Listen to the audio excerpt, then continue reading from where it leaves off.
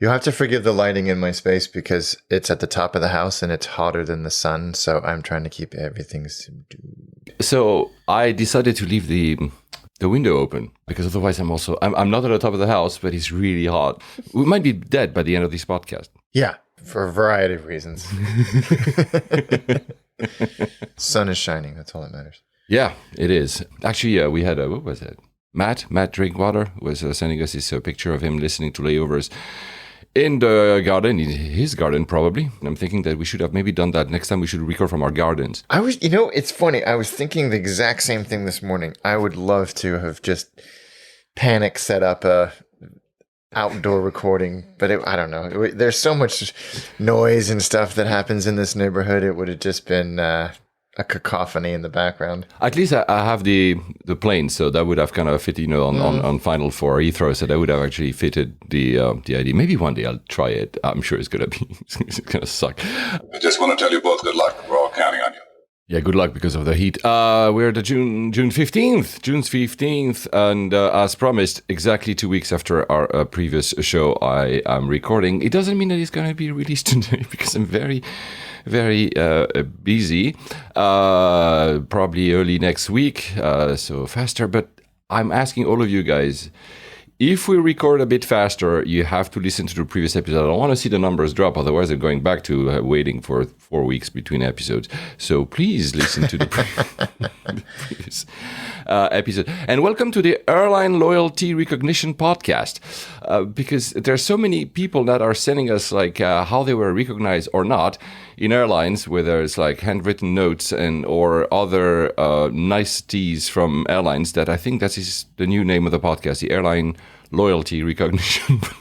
Well, I'm glad that people are getting recognized. It's just us that's not. Although I did say last few flights I've done on BA, they have. So the tide is turning. That tide is clearly turning. You spotted that we can say, Alexa, play the Airline Loyalty Recognition Podcast. I'm very, very nice by saying that and not saying the name of our podcast. Otherwise, Alexa will just jump in the background if you have one. So it's working now. Yeah. I can't remember if I was just messing around and I said it, but yeah, you can say, Alexa, play the name of the show, and sure enough, it reads the title, and there it goes. I think you can just say Layovers, right? Yep. Oh yeah. Alexa, play Layovers. I can't remember if you have to say Layovers or Layovers Podcast. I think I said Layovers Podcast, but I would be interested to hear if you can just say Layovers. And I'm very happy because I was trying to put it on Amazon for a while and it wasn't working, and I did that a few months ago and I never actually tested it because I don't have Alexa. I don't have this mistress at home that listens to everything I say. So guys, you can listen on, and I've already received an email from them telling me that we've had some listens. They're very nice. They even send me the stats directly. Cool. Yeah, so yeah, it works. So thank you guys. And last but not least, another country where we're number one. We're now number one in... You've never been to Canada? Canada. Well, good. Anyway, let's put this sound to start the show properly.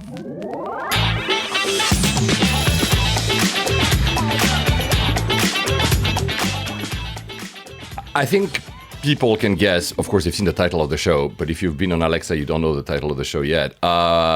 We've been to Geneva. Yes. Together. Together.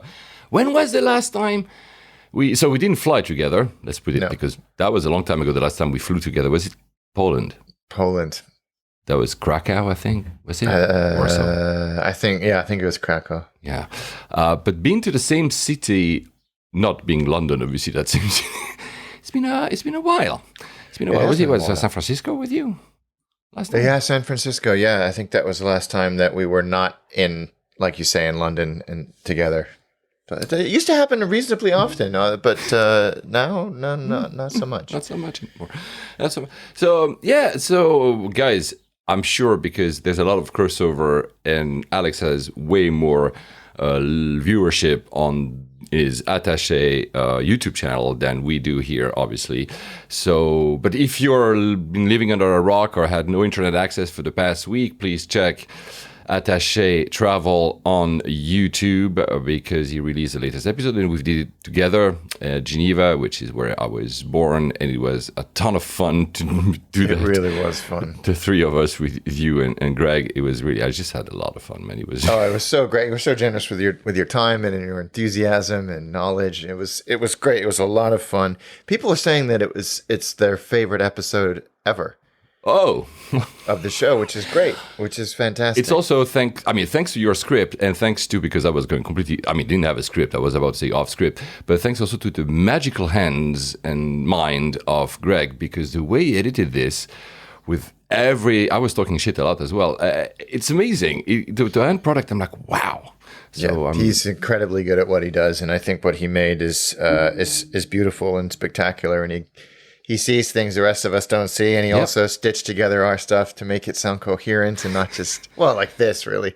No, exactly. And since we had the microphone on us all the time, sometimes even there's a few things I'm like, was that filmed? I didn't realize it was. Yeah. So, no, it's fantastic. And I mean, obviously it's my home city where I was born. I left more than 15 years ago now. So hope everything I said. Actually, I had a few friends from Geneva told me that, yeah, you were right. Of course, the whole left bank, right bank created a stir.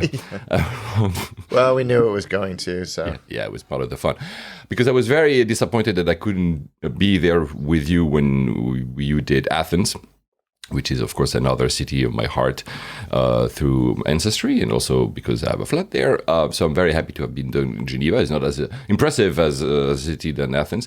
We did Beirut, but I didn't go with you. We were there and I helped you organize. Yeah. Of course, Tokyo. Yeah, okay, clearly. Tokyo. Barcelona.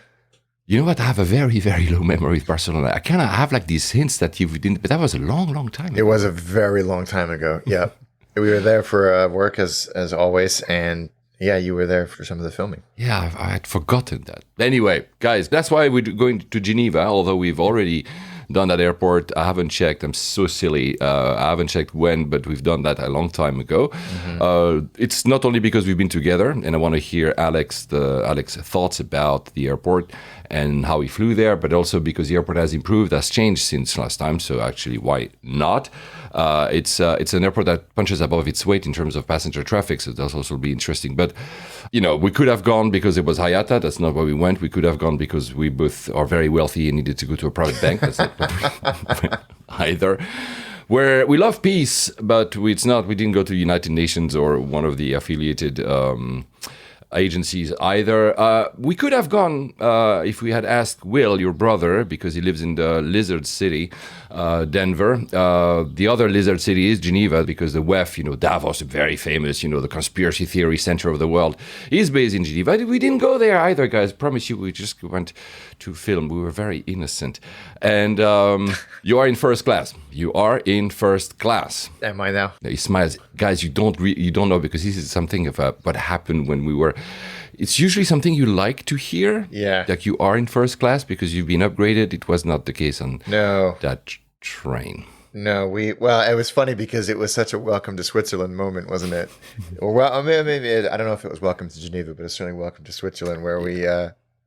Yeah, I told them, let's snuck into the first class because it's going to be empty. It's a 5-minute train to do the. Yeah, I think that's an important detail. It's a 5-minute train journey from the airport to the city. And I told you, because that's my fault, let's go to first class, double decker on the top. There's not going to be anyone for that journey. So you can record that segment being alone and not disturbing people. And obviously, which never happens to me when I take that train, there's usually no one. And that day, obviously, there was a controller and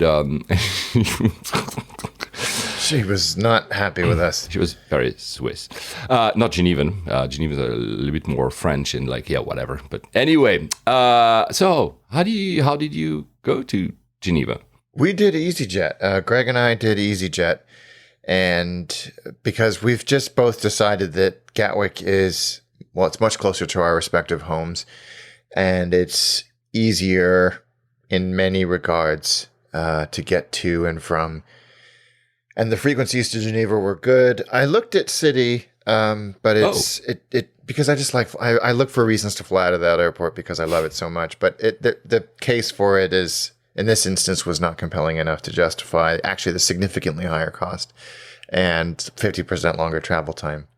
Oh, travel time from your place. From my house. Yeah. No, not in the air. That would Does be he change weird. location in London? Yeah.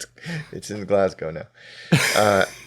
So yeah, EasyJet just, I mean, it makes sense as well because of their ticketing structure. Although I have found, and I think Greg has experienced this as well, that the ancillary costs of EasyJet are substantial now with cabin baggage limitations and what you have to pay to bring on a certain size cabin bag and and you have to pay for the overhead, to access to the overhead. That's for me the big one. So you have the.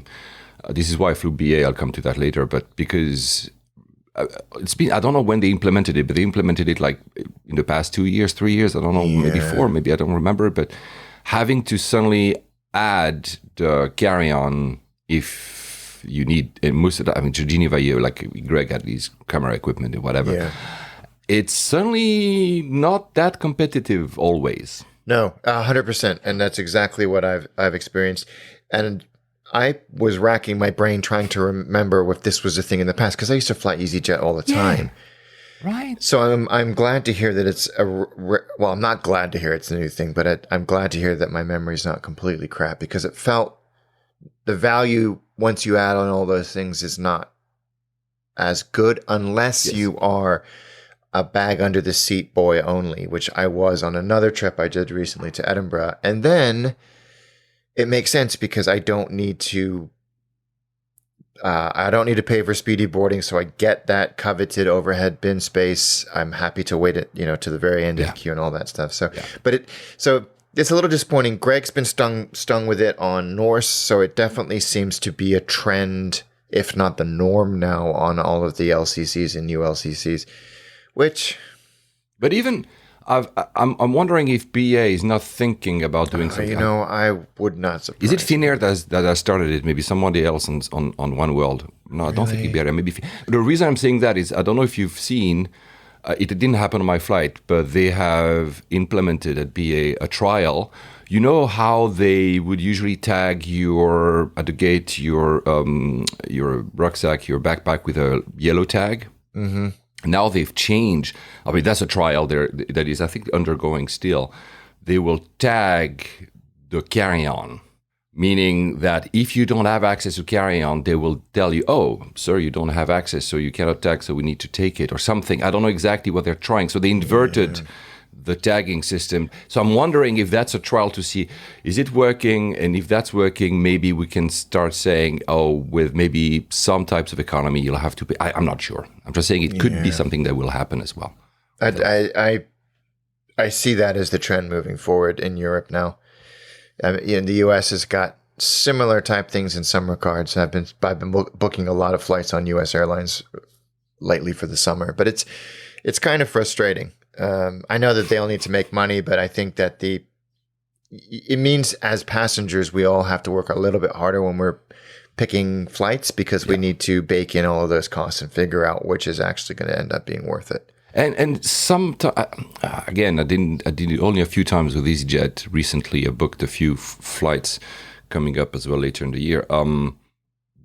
It's not hidden, but that price is not straightforward when you get to the website. I know that in the US, it's accepted. I mean, you don't have by law to put all up front. I mean, there's something in Congress right now. I think they want to push for something to have like all the prices, the taxes and whatever up front.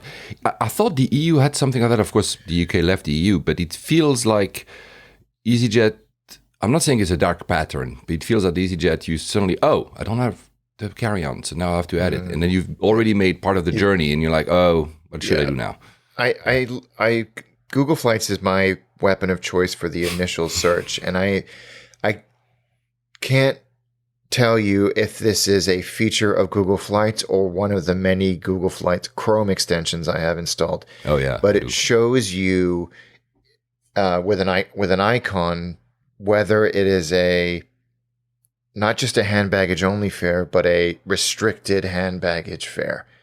So you can see like, there's a reason why that on the face of it looks like a good deal. It's because you have to pay just even to bring some hand luggage on, which is a useful piece of information when you're filtering through the initial results of a flight search. I think it's without I think it comes a default. I think that one is not part of your flurry of. my I have the one that that shows you if it's what type of seat it is. Yeah, which me for too. Europe doesn't make any sense. I forgot the name of it, and by the way, if I say the name of it, I will have to put in the show notes, and I always forget, and then I'll have people complain that I mentioned something and we don't put it in the show notes. So then just Google Chrome extension, Google Flights, and you'll have plenty. Some are very useful. Some are very useful. So sorry, I interrupted your story. So EasyJet.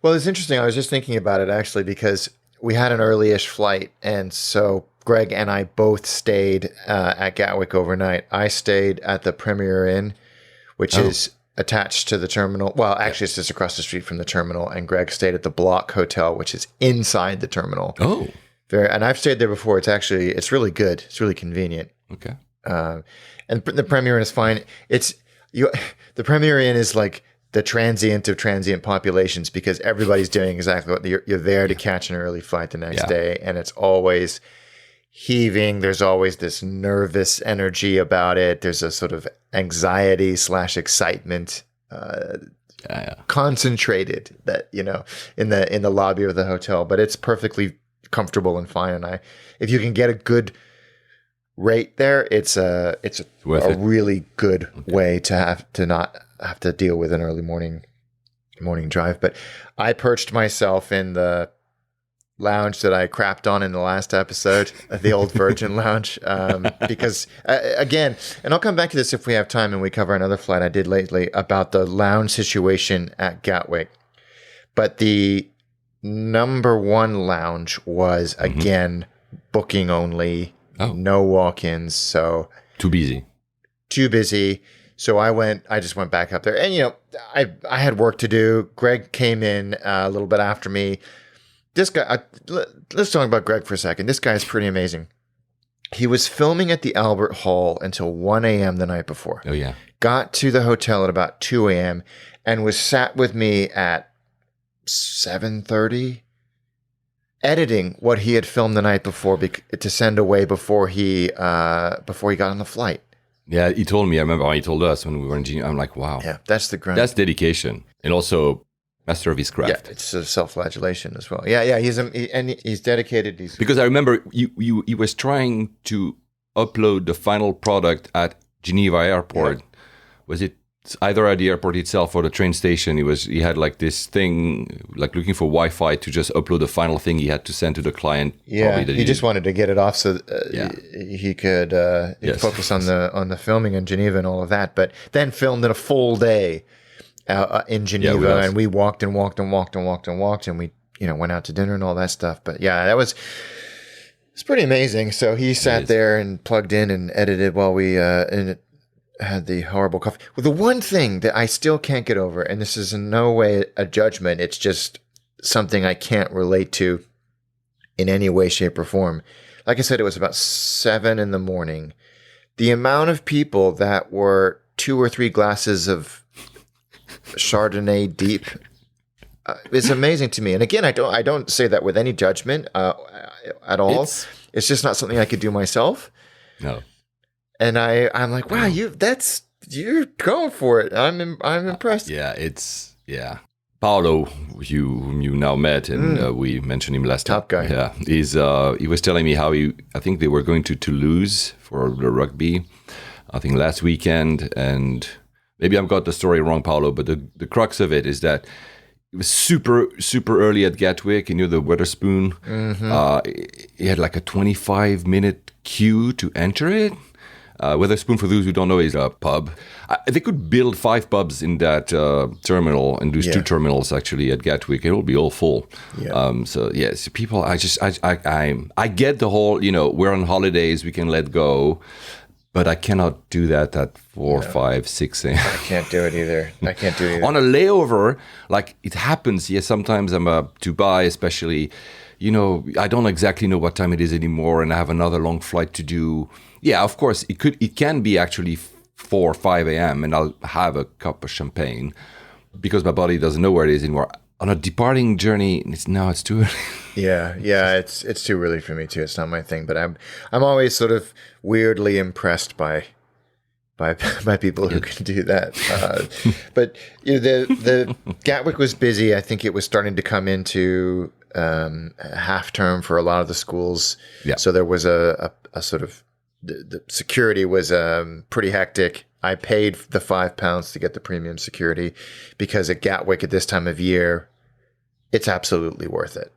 And it's well run at the best of times, so you get through pretty quickly, and I'm glad that I did it. But Gatwick is, as we've said, and people have probably observed a trend in our observations, it's finding its feet again. A lot more things are opening up. It still feels under construction in many of the terminals or many of the terminal spaces. There's still a lot of scaffolding and temporary facades and all of that, and they're opening like a breakfast club, which if you're if you know London, it's a great little chain of diner type. The one in Clapham Junction is very nice. Yeah, it was a staple of mine for a long time when I lived in London. That is great. So that's very exciting that they're opening, but it still does feel quite like a construction site, and you have to lower your expectations to go in there. But we had a gate. We had one of those weird gates that's at the end of a pier, and there's lots of boarding areas interlocking. So it's not like you would expect in many airport layouts where you have a kind of a circle, if you will, at the end of a pier and gates going off like spokes. These are sort of, there's one going that way, and then there's one that sort of crosses, and then there's one, because some of them are bus gates and some of them have just been bolted on, and you're kind of looking going, are those people on our gate or are they going on a different flight? And people getting confused, but they did this standard EasyJet tactic of calling speedy border passengers, putting you in a pen, and then sending you out onto the aircraft, and then doing everybody else. But we were boarded efficiently. We left on time. We didn't sit together. Greg and I never sit together. Not out of choice. It's just we just do our own thing. And it was a very quick and easy flight down to Geneva. Always beautiful scenery on the way down. And landed. And I think the first thing that I spotted, we came in the quote-unquote wrong way, so we didn't get any good views of the lake. Yeah, I was telling you, we're discussing for the show, for Attaché, I was telling him, usually, I mean, of course, it's winds and everything, and noise abatement. You come from the northeast, thus you have a view on both sides, actually. Usually it's better, of course, to sit on the left side of the plane, and you have the lake, and you have Geneva on final, and you see the Jet d'eau, the famous, water fountain. Sometimes you even do you come southwest and you do a turn above the lake to align with that northeast approach, and so you'll have an even better view because you have both, if again sitting on the left. So, but if you come the other way, which is from the southwest, then it's a bit more dull as a view.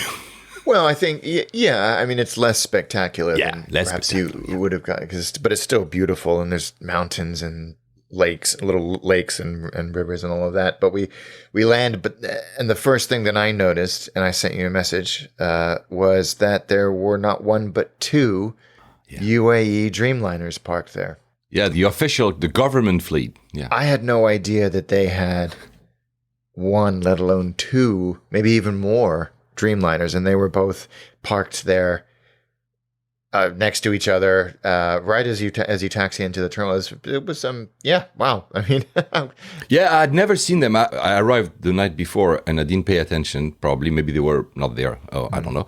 I had never seen the Dreamliners. I've spotted a few. What were they in here in London? I remember seeing is it the royal family or the kingdom, whatever. But yeah, two Dreamliners. Two Dreamliners. Just maybe loads of cash or Rolex. I don't know. Yeah. I mean, I actually looked when Megan and I came back through Geneva Airport, and one of them was leaving, taxied right past us. But that reminded me, and I looked online to see if I could see the interior. But there were no photos. Surprise! I guess it's not that surprising, but usually there's a little bit of humble bragging when it comes to those airplanes. I think those ones are based in Abu Dhabi. Yeah, and one of them was flying. Actually, one of them was flying to Nairobi. Oh, Yeah. maybe it's a tour of you never know. Yeah, I'm sure official duties. Exactly, and the other one was still there by the time we left. I don't know where we did Abu Dhabi. I don't know where it is in Abu Dhabi airport, but I know if you land at Dubai airport, you can see the VIP Royal Terminal at the very end of one of the runways. Yeah. Just go on Google Earth, Google Maps, guys, and you can see it will be from that view. Will be on your, I guess, right, so east. I think that will be the. You can see. I think it's even labeled on Google Maps. If it's not, Ed Parsons make it label. Yeah. Yeah. Hey Ed, that's a good call. This should be like an overlay for us, geeks. AV geeks. Yeah, exactly. Yeah, I mean, so that was a cool thing. I'm always looking out for weird stuff like that, and even if it's like an old A340 from an airline I've never heard of, like I still get excited about stuff like that. Going, oh, that's weird, and then I of course go on airfleets.net and look up who's owned it. Like in the past, this 34-year-old underpowered A340 that's been with 16 different airlines in 4 continents. That I love that kind of stuff. But it's EasyJet, so we were bussed in. And I really don't mind buses unless, as we said in the last episode, you've got a connection. Yeah. But I really don't mind that because you're zipping in and out of underneath airplanes and getting perspectives that you would absolutely not get if you were just going from a jet bridge into the terminal. Yeah. So I really don't mind, especially on a day like it was when we arrived. It was unseasonably warm and well, we're lucky for the filming. It was we're talking here like a month ago. Was it like the 15th of May or something? Yeah, I think it was a month ago. Yeah, it was great because we had great weather. Honestly, that's why you see us in t-shirts in Geneva, which was it was great, especially because it wasn't here. It was still winter in the UK, so it was kind of a good news for us. Yeah, we were very lucky. It was funny because I was kind of giving you were waiting for us in the terminal, and I was trying to give you a sort of, okay, well, now we're here. We pulled up to the terminal in the bus and stopped and just waited, and then an announcement came in French and then German and then in English saying, right now the terminal is too full to let you off. And I was like, that's not good. I've never heard anything like that before. And I think we only waited less than 5 minutes and the doors open. We all go through. But then the queue, I know. Boy, the queue to get in disaster to the immigration hall was hundreds of people deep. And the e-gates were closed. The e-gates were closed. And I was continuing my running commentary to you, and you said, what did you say? That they're only for Swiss For Swiss, for sure. And I think EU. So Britain being not part of the EU anymore, you couldn't. I had a very different. It's not because I'm Swiss, but when I went, there was no one, so it went very quickly. I haven't looked into it. Maybe it's the same understaffing that a lot of airports are experiencing. But it felt. I mean, you waited a long time. I mean, they allowed me to take a few coffees. I was very happy about, but but I think it was at least an hour. It's crazy, man. And there was a separate line for Swiss nationals. And even that was closed. We wait. I mean, everybody was reasonably patient, and actually rather sweetly. There were a couple of parents, separate families, like with at least 2 young kids, and these were parents traveling by themselves, i.e., not with anybody else. They were alone. One parent, at least 2 kids, and after 45 minutes, these kids, understandably, young toddler kids or babies were starting to lose their patience and getting upset. And you know what? The seas parted, and people just, as a collective, ushered them. Alex was there. That's why. No, I'm kidding. Yeah, no, I'm kidding. I mean, well, no, it gave me a little bit of faith in humanity because they just no one said. They just sort of gravity pulled them to the front of the queue. That's great.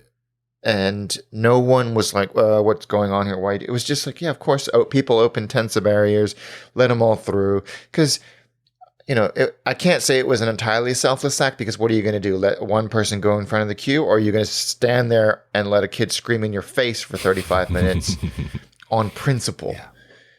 Yeah. So it was nice to see that. And we eventually got through the actual process of going through the immigration to the officer and having your passport stamp was like 25 seconds. But as you just said, they were very understaffed, and they were slowly starting to bring more people in as we got through. But then there we go. There you are, waiting for us, and on we went. I mean, the rest is basically recorded, so you can see it on the YouTube channel. Yeah. From basically the moment we met you in the arrivals hall, the cameras were rolling. Yeah, exactly. Like very guerrilla style, no asking for anything, just going for it. It was great. But how did you get there? Yeah, so I decided to go the day before. So there's two reasons. First, because of pricing. I mean, no. The first reason, let's be clear, I hadn't been in Geneva in 4 years. So we're talking pre-COVID.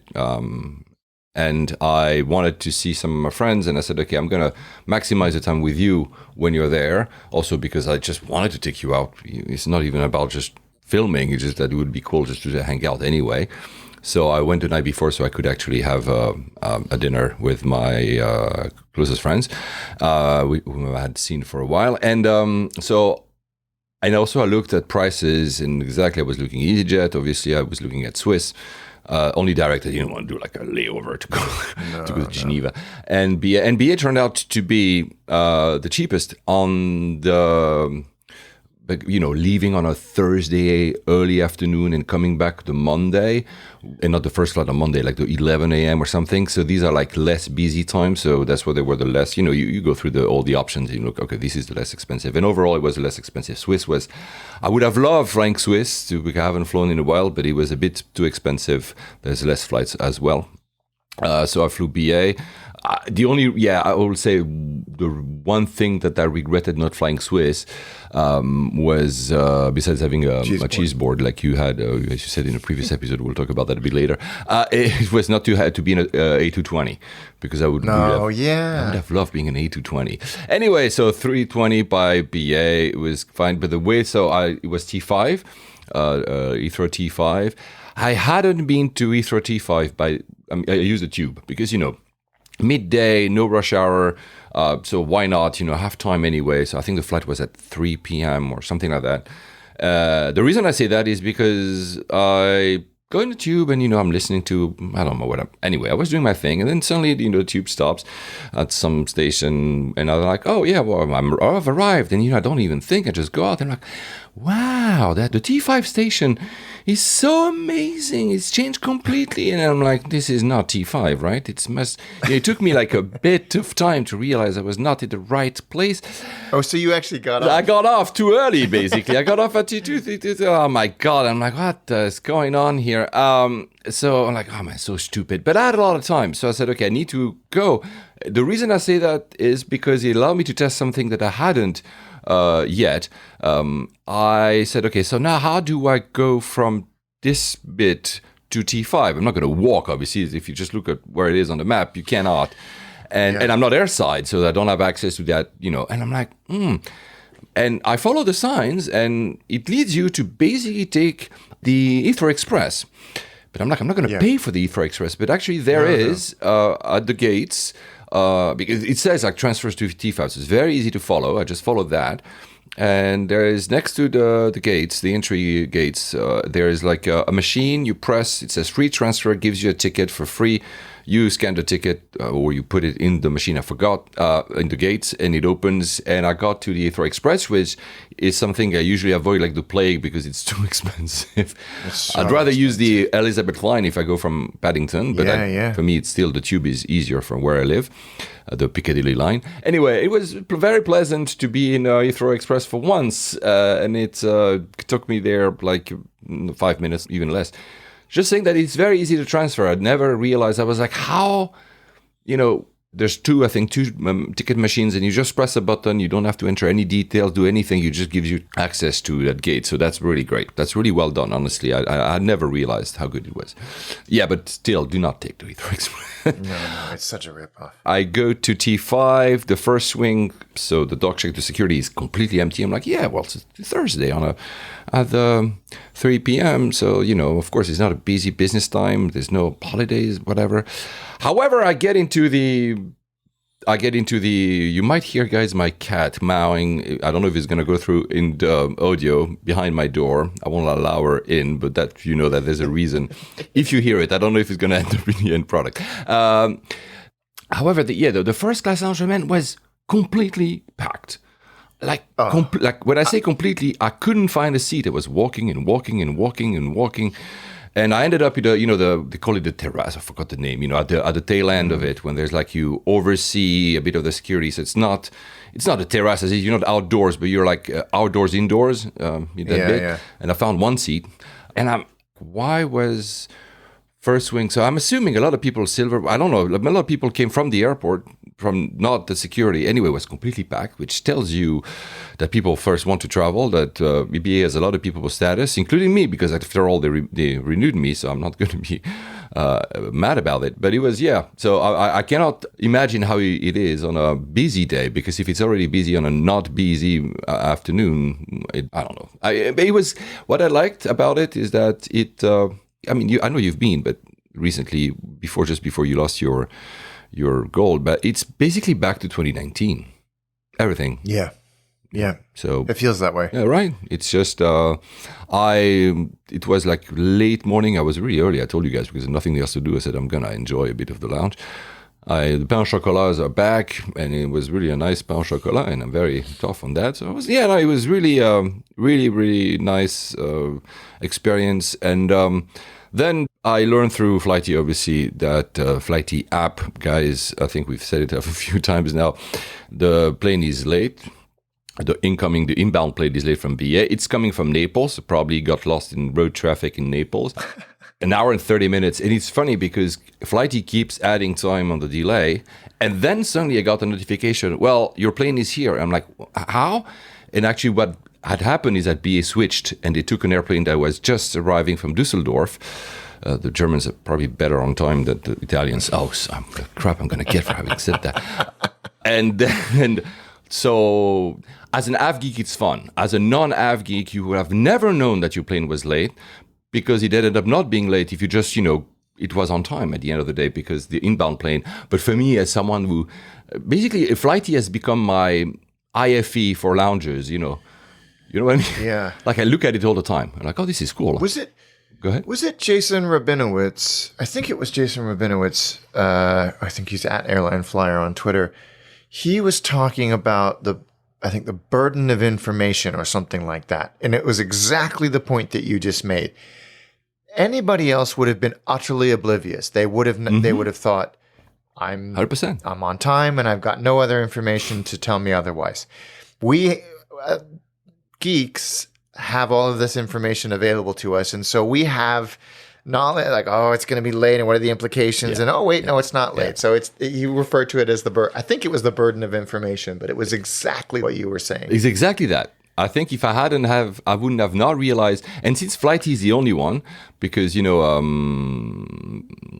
and all the others, they just tell you about the actual delay time. They don't tell you about where your inbound plane is.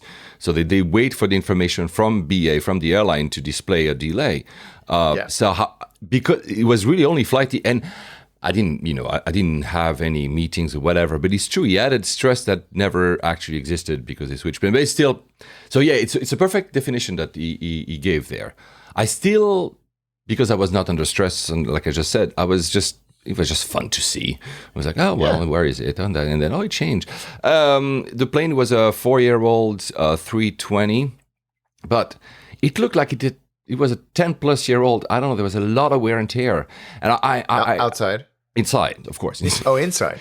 I'm wondering if some of those, simply because they were parked for too long, because it really felt it cannot be that young, I would say.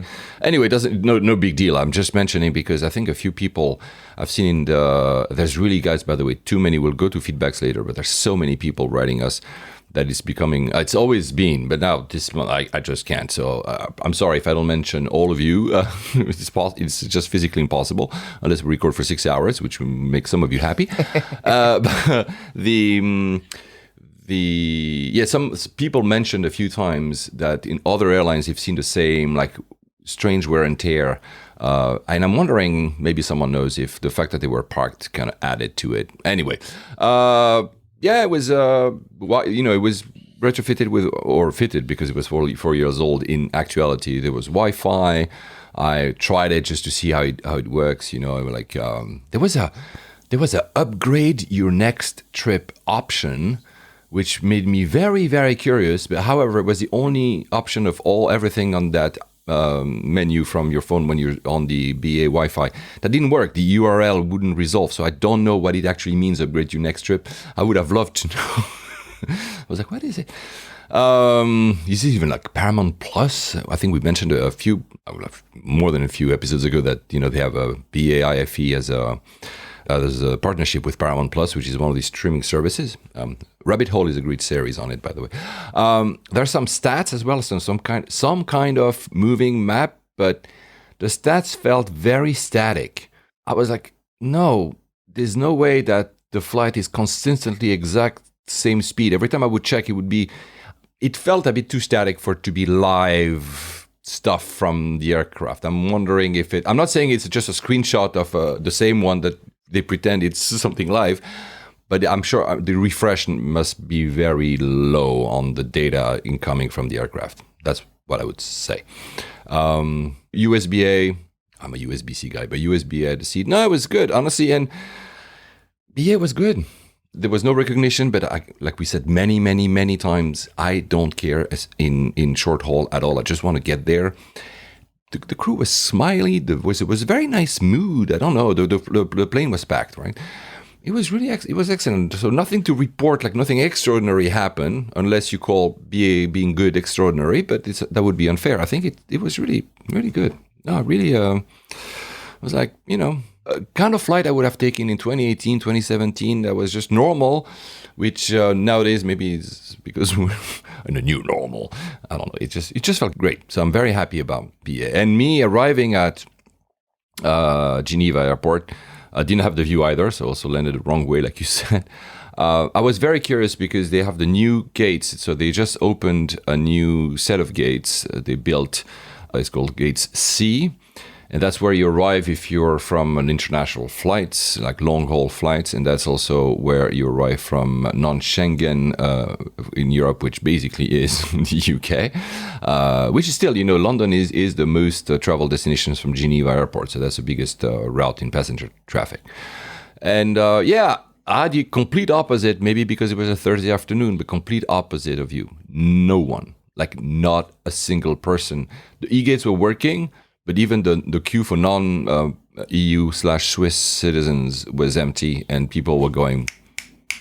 So again, just draw the luck, which is why when the next day I met you, I came on time. I'm like, of course, Flighty, because you can track friends' flights on Flighty. I tracked yours. And I said, oh, well, they'll be on time and they'll clear that in 5 minutes. And no, you clear that in 80. Yeah, it did take a while. But you're right. It is the luck of the draw, isn't it? Because, it depends on the staffing situation. It depends on which flights arrived before you, that all that stuff. So yeah, and nothing you can do about it. There's no point in getting angry.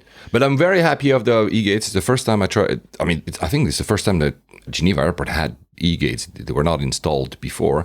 They're the same ones you find in Munich and Frankfurt. So they're clearly the same manufacturer. So it's one of those when you first scan your passport, it opens the first gate, then you are into the kind of between two gates. Yeah. Does the facial thing, biometrics, and opens the second one. It's really fast, really, really, really fast. Yeah. Because London, it's the opposite. In London, you enter, you put your passport. You have only one set of gates if you want. Yeah. And, so anyway, it just worked. And then we did that Attaché. It was fun. Really. I don't think people just watch the video, and if you'll see that we had fun because it's pretty fun. Oh, for sure. That comes across. No doubt about it. Including the very expensive chocolate. A lot of people reacted on that, man. They did. Yeah. Guys, they was really the top end, high-end chocolates. They're also like less expensive, including the garbage bins we ate as well. They're way less expensive. Those were delicious. But yeah, of course, we had to. Not every single box of chocolate is that price, guys. That's just. But Geneva State is very expensive. I'm gonna do the return, and then you can also talk about your return. I need to mention because man. Everybody now is going to call it that Paul Pass, travel pass or something. Paul Pass, yeah. It used to be that when you arrive at the belt at the very end, just before clearing customs, there was a machine that gave you a free 90-minute full access to public transport. Because of that new system of receiving an email that gives you access to directly rights to use transport if you have a hotel, they removed that machine. So there's no, if you don't have a hotel, and I think Airbnb works as well, that system that you mentioned in the video. So having like a free access for all public transport in Geneva as a visitor. Because of that system, they removed the simply, I would usually go sleep at my dad's.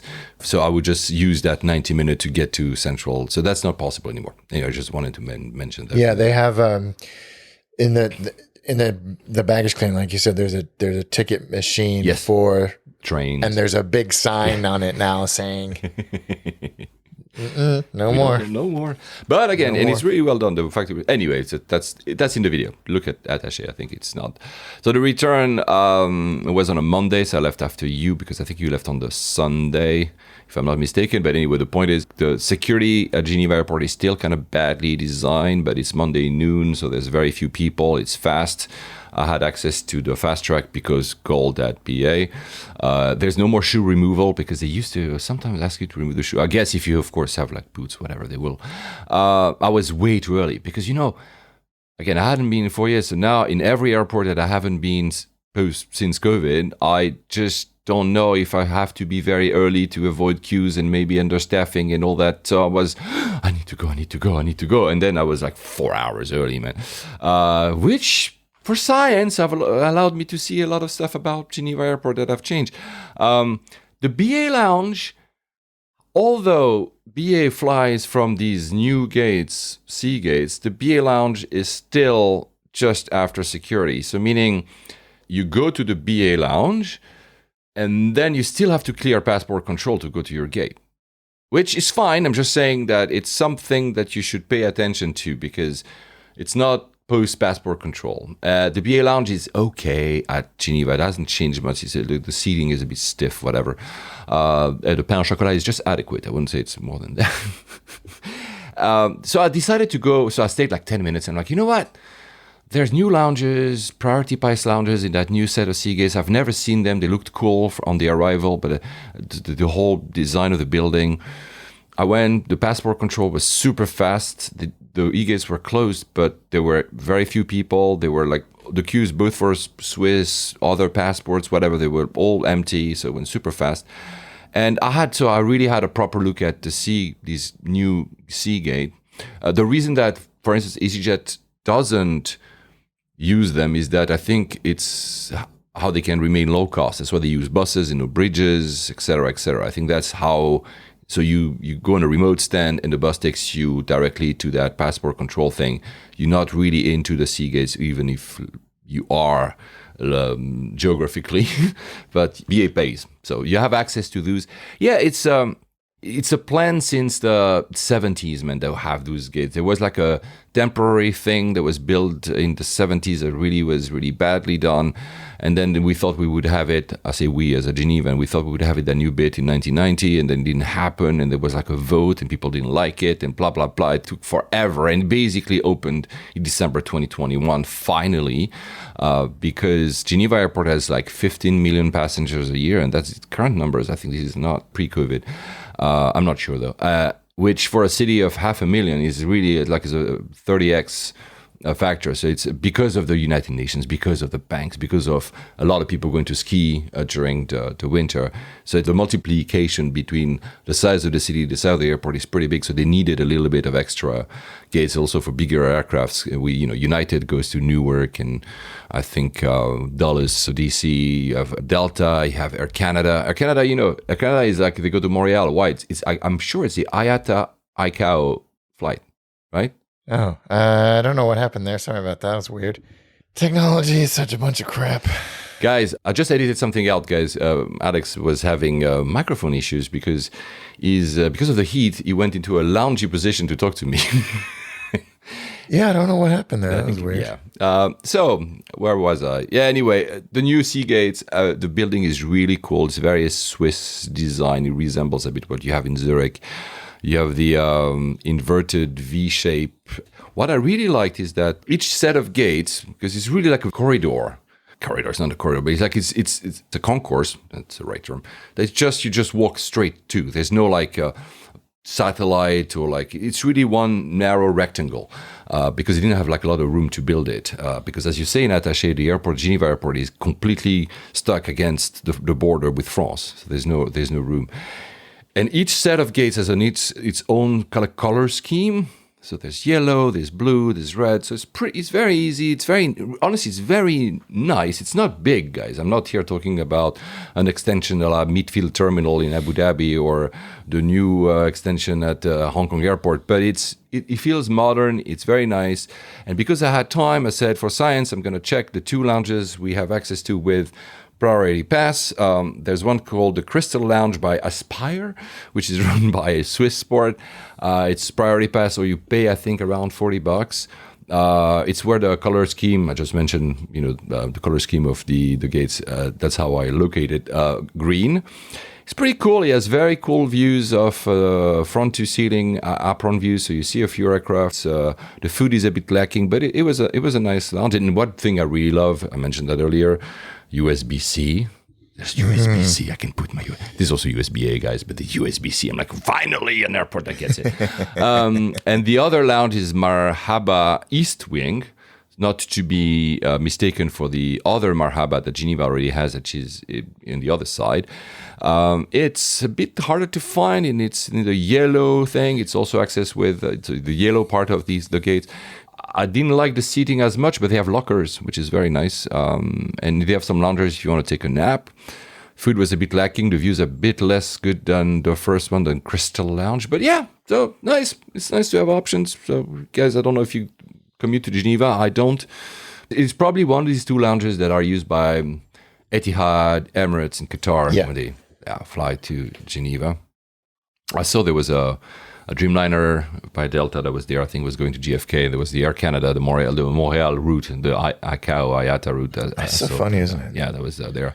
There's good. There's also like Royal Jordanian or Kuwait Airways and Etihad. Like I just meant, there's like lots of airlines that go to Geneva. It's not. I was trying to understand if a 380, I mean, there's no reason for 380 because Geneva, the runway was qualified in 2010 as one of the emergency runways for the 380 because it's not only the longest runway in Switzerland, but it's one of the longest runways in Europe. Oh, wow. I didn't know that. That's what I had read back in the day. So it's a diversion airport for the 380. So they did a test. I was living in Asia back then, but they did a test when they landed the 380 to see how it, I've understood that although there's no double-decker bridges, a 380 could actually be at those new gates. But if it were to on pushback, it would just block taxi. So it's not very reasonable for the whole time it would actually push back. No other planes could move. So it's not really made for 380, I don't think. Plus the 380 is not being produced anymore. But I was curious. I had too much time on my hands at Geneva Airport when I was... Anyway, yeah, so it's nice. And, it's one of these airports you saw the government of UAE having their planes. I remember as a kid, I saw Air Force One there because, Reagan and Gorbachev met in Geneva in the 80s. I saw the Roger Federer plane. I saw other planes from royal families and, other governments. And so it's nice. So fun views you can see. And back to BA quickly because it was also a very good flight. I I don't like flying short haul, man. I just don't like flying short haul. As in, No, neither do I. the amount of stress. Neither do I. No, stress is a big. Nah. The amount of faffing around for just an hour flight. Yeah. Sometimes I'm like, oh my God. Whereas you leave for 8 hours, that same amount of faffing around at least gets you 8 hours when you're sat. But BA was, again, similar. Nice, people were friendly, crew was friendly, no recognition again. The only thing that I sometimes dislike, and you mentioned that with EasyJet, your flight, is that they do this thing called, yeah, we can board it. And then you go and stop and go and stop in the bridge forever. And it was very hot, as you remember. So the bridge, of course, there's no air conditioning in that bridge, like in the Middle East. So it's like, why can we just not board 10 minutes later? Is that just to say that we're not late? I'm like, Yeah. So you go and stop forever. But then everything was fine and we arrived on time. So look, great BA experience. Well, and I'm so happy to hear that it's becoming the norm and not the exception. How was your flight back? Yeah, it was good. We Megan joined us later on in the shoot, and she and I then spent a day and a night in Lausanne, which was lovely. And we took the train directly from Lausanne on Sunday morning to the airport, which is so easy to do. Yeah. The train system, and not just to the airport, but in my limited experience in Switzerland is great. So it was nice to be able to do that. We flew back on EasyJet, and I struggled to find the lounges that you were talking about in Terminal 1 as well. Like the one that I could get access to, or actually wanted to get into, was the Marhaba Lounge. Yeah, the other way. Yeah. And they have two, like you say. Yep. And it's sort of Hidden. I know. you go upstairs and into this corner, and you think, I feel like I'm going to like administrative offices. Yes. This doesn't feel right. But you have to be confident. And at the back is this tiny little lounge. Not tiny, actually. That's not fair. This tucked away lounge. The people at the desk were incredibly friendly, just really welcoming. And I guess there's a bit of confusion that happens because there are two lounges, and Qatar Airways passengers are only allowed in one of them. Oh. And it's not the one that we were going into. Oh yeah, of course. They have to send people over to the other one. But when we were in there, we were the only people in there for most of the time. Oh, nice. There was one other couple in there, young child in there, and other than that, it was just us. And the views it's interesting because there's like this platform in front of the lounge that's got air conditioning ducts and ventilation and wiring and everything, but it's also manicured with shrubs and everything. And you just go, can you get out there? You very obviously can't, but it's beautifully done. And then you're looking out over the runway and onto the private terminals. Yes. And where a lot of the helicopter activity is. So that was neat to see. And the amount of private jet traffic going in and out. I'll interrupt your story here because you said Terminal 1, because indeed there's a Terminal 2, which is the old. Terminal 2 is what was the main terminal until, I think it was built in just after the war and stayed until the 60s, 70s or something. It's if you are a Tintin fan, the comic book, in the Calculus Affair, Affaire Tournesol in French, the Calculus Affair, you can see actually Geneva Airport, and that's the currently Terminal 2, which there's no bridge, whatever, it's very old-fashioned, but they only open it during ski season to alleviate, because there's so many people, so it could be that if you land a ski season with EasyJet especially, you might arrive in the very old airport. There's almost no amenities, but it's just like a way to alleviate so it's really fun to be in the old airport, which I remember barely as a kid, because I think when I was very, very little, it was still the main one. And then there's the private terminal, so it's not Terminal 3, but there's a private terminal, like you said, it's opposite the runway. And that I flew there twice. Yeah, I flew private, I know. There's like a lot of not only private companies that are located there, private jet companies, but also it's where, the very wealthy, I guess, how did you call them? Douchebag with Rolexes? In your show?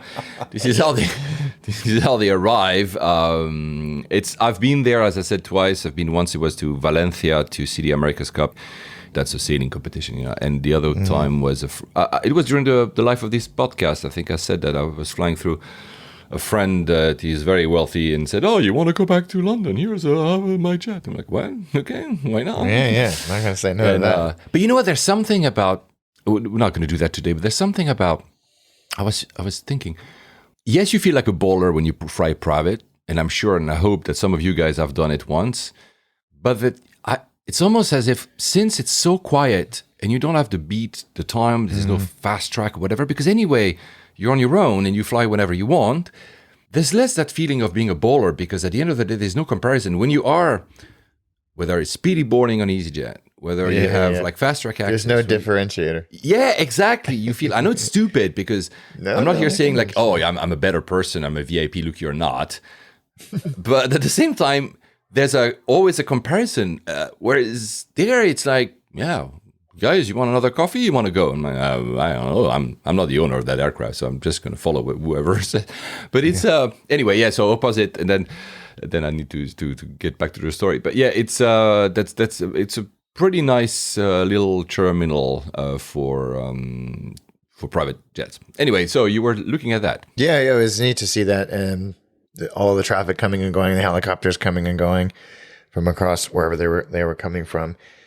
You could go to the Mont Blanc with a helicopter from there, actually. Yeah, I looked into it, and it's eye-wateringly expensive because sometimes we use helicopters for our shows, but and I've stumbled across all of those sort of, I wouldn't call them fares because they're ad hoc, but it was eye-wateringly expensive, thousands of euros. That terminal is interesting because to get from where we were in the lounge, you get routed through this weird warren of shops and eateries. It feels like an old Hong Kong shopping mall, like really tight corridors, low ceiling, glass fronted shops. That's true. I never thought. Now that you say it, I will never be able to not see that. You know what bit I'm talking about? Yeah, of course. And there's chocolate shops and Rolex shops and the usual Swiss things. The usual stuff, and you pop out into this quite tight rotunda almost, where you have to go in various directions depending on where your gate is. And this has been my experience almost exclusively flying EasyJet out of Geneva. There's this weird circular terminal where you have to go underground to get there. Yeah. I think that was a bit like Paris. It was the, like Charles de Gaulle, it was this, because it was probably built in the 60s, 70s. It was, the jet age. And so you would there was, of course, less security, all that stuff. It was much easier. So, yeah, the idea you would have these islands on the apron. And there's two of those, the one you mentioned. You have to go, like you said, down, underground, and you go back up and you appear overground in a circle type of thing with multiple bridges. It's fun. It's not made for today's world because it's very crowded. But yeah, it's very 60s. I love it, and it's not far from the terminal. But what's interesting about it is that, unlike just every other terminal experience I can think of, you are at ground level. You're at tarmac level. Yep, absolutely.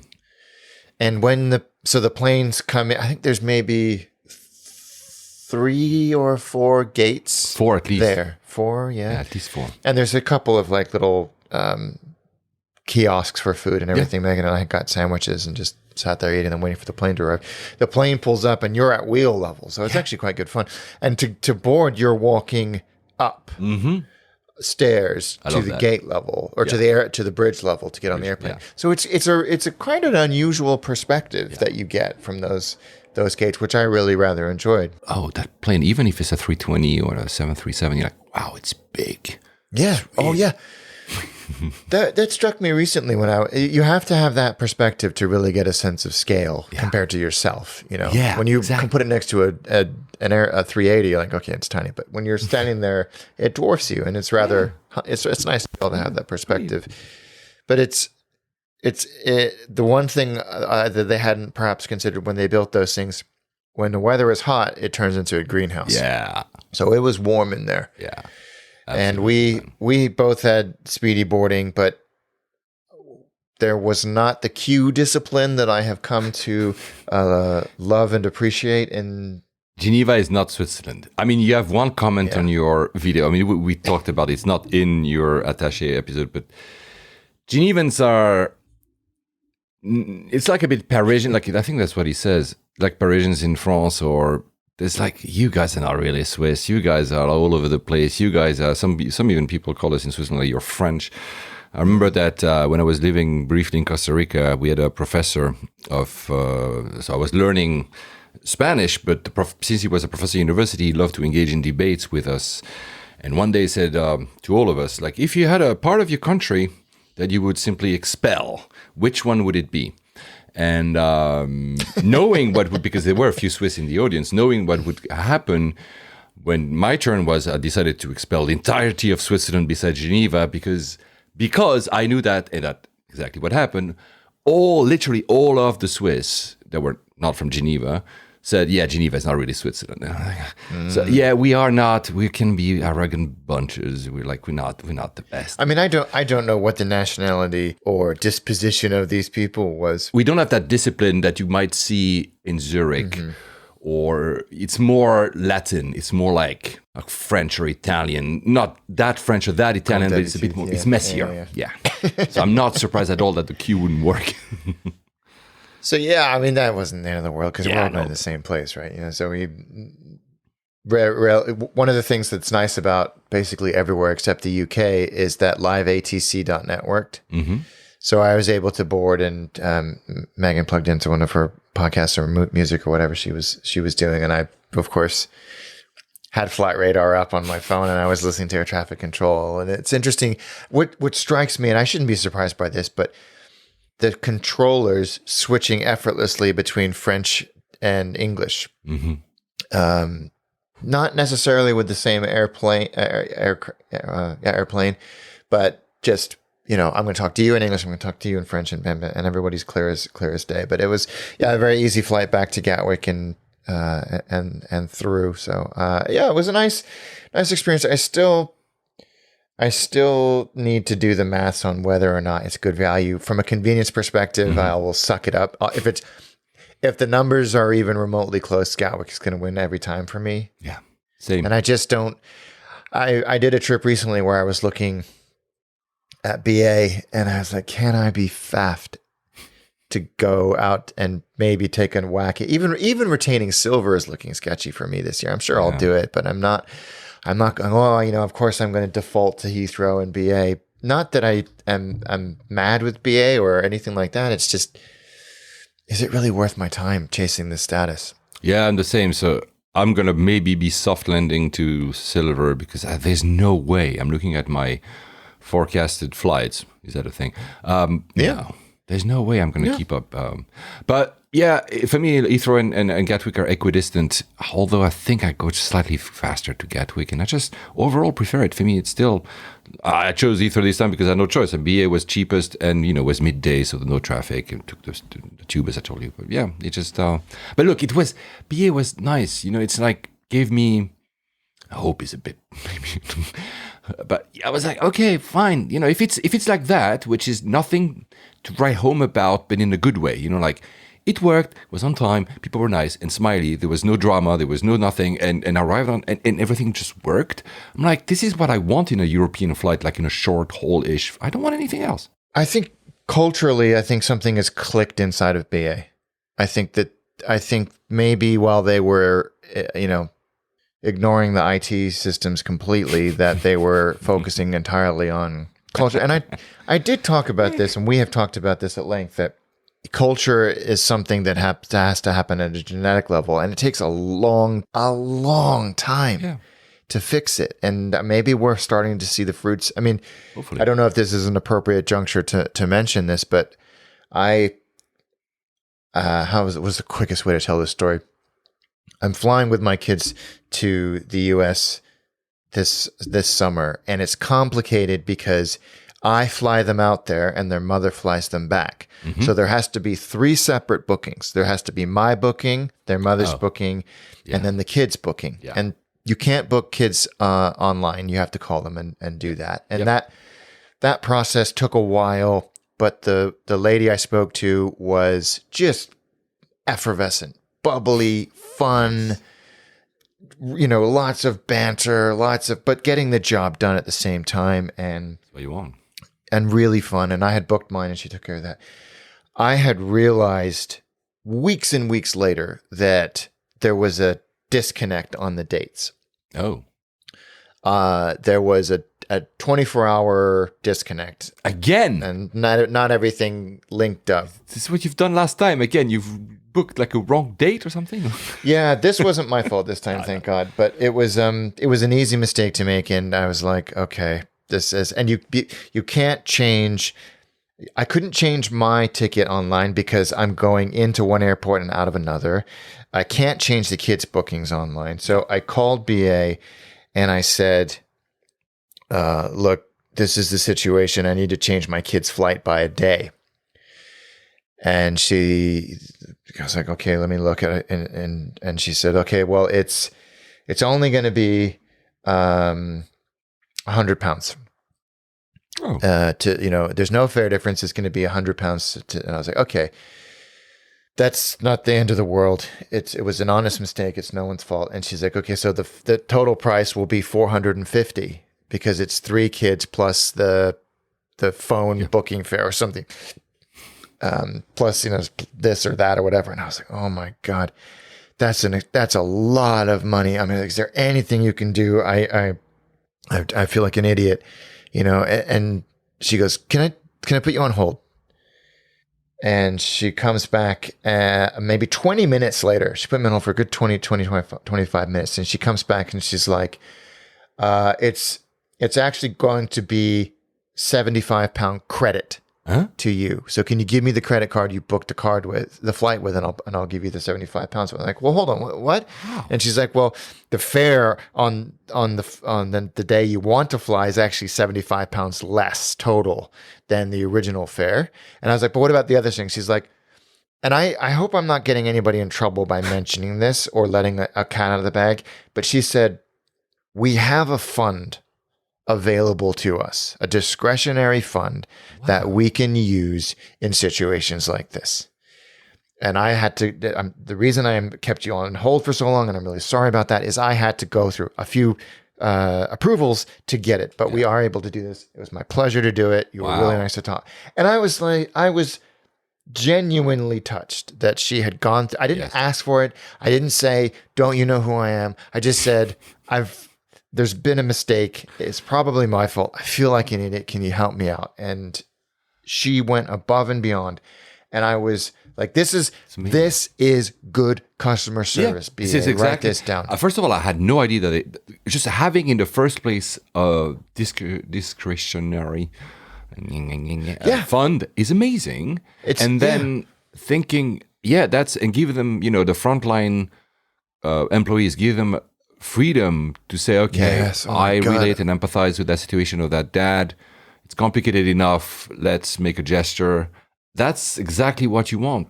That's exactly what gives you hope, gives you this feeling of, I'm going to use again empathy with the brand, with the airline, because the airline that I prefer, the airlines that I prefer, that I love endearingly, and that includes Emirates, for instance, is because every single time I had an issue and I called them, it was not only that they got shit done, to put it. It's the way they've done it. The way they try to go, like you said, above and beyond. Doesn't always work, but the fact that they try, the fact that they're willing, the fact that you can hear the smile on the phone, or on DMs, like on Twitter DMs, because BA, for instance, is very good at that. That's what makes, me like an airline more than the seat or the quality of the beef or whatever. Right. And it's a relative, compared to those things, it's a relatively cost-effective way to do it. And it's such an easy win. It's so low. Apple are the ones that have figured this out. You put the power to make a decision, a call, in the hands of the person that can actually, is dealing with the customer. There's no approval required. So anyway, kudos to BA. There's definitely change afoot. I know they've had some absolute horror shows with IT lately. Yes, again and again, and they're reaping. I'm sure that they know this is all going on. I'm sure that they're undoing years of poor choices to try and fix it. Yeah. But I think whatever they're doing from a customer service perspective, it's starting to bear fruit. Yeah. So keep going. Yeah, we'll talk a little bit more about BA later. I mean, I'm looking at the clock. We'll see what we can achieve. Otherwise, as always, we'll keep some of the notes for the following time. I wanted to mention before we move on to a few feedbacks. There's more than a few. I wanted to mention that we were both lucky not to experience the French ATC strikes, which are ongoing and forever ongoing. It seems to be having going since I was born. But they are very disruptive. And the reason I wanted to mention them is because there was a plan at some point. So Geneva Airport, the tower, has part of the French territory under its control, obviously, because, as you say in the video, and as we said now, the airport there was even like, to build the end of the runway, there was an exchange of territory. So France gave a bit of France to Switzerland, and Switzerland gave a little bit of Switzerland on the other side of Geneva to France, in order to being able to actually put that airport snug against the border. And there was a plan at some point to have Eurocontrol to have a lot of ATCs based in Geneva. Some of them are by the way, but based in Geneva, and one of the biggest holdback was unions. The French union said, but if we put them in Switzerland, it won't beat French law, and then they won't have less workers' rights. I'm of course simplifying the entire debate, but that would have been maybe a good way to avoid strikes. Yeah. But anyway, I'm not making a call. I'm just saying it's an interesting fact because of the position of Switzerland and Geneva in the entire network. It just geographically, it's very central for Western Europe, so it makes sense that a lot would be dealt from there. And there is, I don't think you can visit Eurocontrol, but maybe you can. And it's next to the airport. So anyway, that was, but we were lucky not to have, because it's been, and it continues to be very disruptive in European skies today. To the point, I think Michael O'Leary, the CEO of Ryanair, said that, we keep talking about, flyers' rights in terms, the compensation system. What about our rights against the French ATC, the French strikes that force us to, stop flying? Maybe he has a point. Yeah. Yeah. There's got to be some kind of service level agreement, right? Yeah. Because it's not cheap. You have to pay for that as an airline. You pay for the navigation infrastructure. Yeah.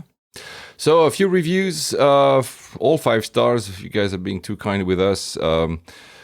Holtender _1874, long-time listener, rare reviewer, which should illustrate just how highly I think of these podcasts. Far and away one of the most consistent, are we? Yet varied and truly informative shows around. Casual mix of unique insights, perfect balance of facts, useful tip, geek humor, knowledgeable guests. The guests usually outshine us. Being very nice, he says it's a welcome additional to my flight bag whenever a new episode drops. A long may it continue. Dan. Thank you, Dan, very much for that review. It's very kind. I know that it's a bit self-serving to do reviews for those who don't know the show, but we love to acknowledge people that take the time to do them, which is why I mentioned them too. So it's not like, we're so great, but we like to mention a lot of you. You take the time to do them, so that's why. Ayatis from Canada just want to say thanks for another round of entertainment, and he listened intently to episode 126, Madrid, while enjoying the perks and features of ANAF, so first class, from ORD to Haneda. You're very lucky bastard, man. Wow. Yeah, very lucky. You're going to Japan. I'm still not, and I'm very jealous. Love those guys from Middle Class Buzz 2015 from the US. I don't know if that was supposed to be funny, but it made me laugh. Podcast fantastic. I don't mind that it runs a bit long sometimes, as it only drops once a month or so. Just lots of great aviation nerdery from 2 people who really know their stuff. Do we? How some of the podcast apps tell you how frequently a podcast comes out? Like, some of them are so consistent, they even say the day of the week it's being released. Yeah. Ours says, I'm looking at it right now, it doesn't. It doesn't say it all. It's just like there just should be a whenever they feel like it. Like it, yes, that's a bit true. And like, oh my god, yeah, we used to be way. I use often Overcast. It's an app on Apple. I think That's what I use. Yeah. You know, yeah, and sometimes it says bi-weekly, whatever. Yeah. Oh, I didn't realize it says nothing now. Another Jaya. Do I pronounce that correctly? From in RDU from the US. Hi, Paul and Alex. You guys have slowly come back to traveling in this post-COVID era. Same here. He discovered our show 5 years ago. It's been one of my go-tos on my long plane rides. He's based in RDU, obviously, where half of my team is, while the other half of my team is based in Tokyo. And my boss is based in London. So my most frequent travel pattern is Raleigh, so RDU, Raleigh Durham, Haneda, and Raleigh to London, Heathrow, plus other destinations, mostly in APAC. So you have a crazy commute. That's Raleigh Durham to Tokyo. That's a long way. That's a long way. In New York via New York. Yeah. I don't know what you. I'd be very interested. How do you get there? I'd like to know. Yeah, we share on Yeah. Tell us and that. mentions that we should, and I know we've been talking about this pre-COVID, we should maybe do in London a listener meetup. Yeah, maybe we should. I'd like to do that. We've been talking about it for years. I mean, we talked about doing a live episode, but we will maybe. Maybe no not. promises because we already tried just to do like normal episodes, which is already. And it's hard enough. Yeah. And he knows also, that's the last thing he says, he knows the craziness of Lisbon airport.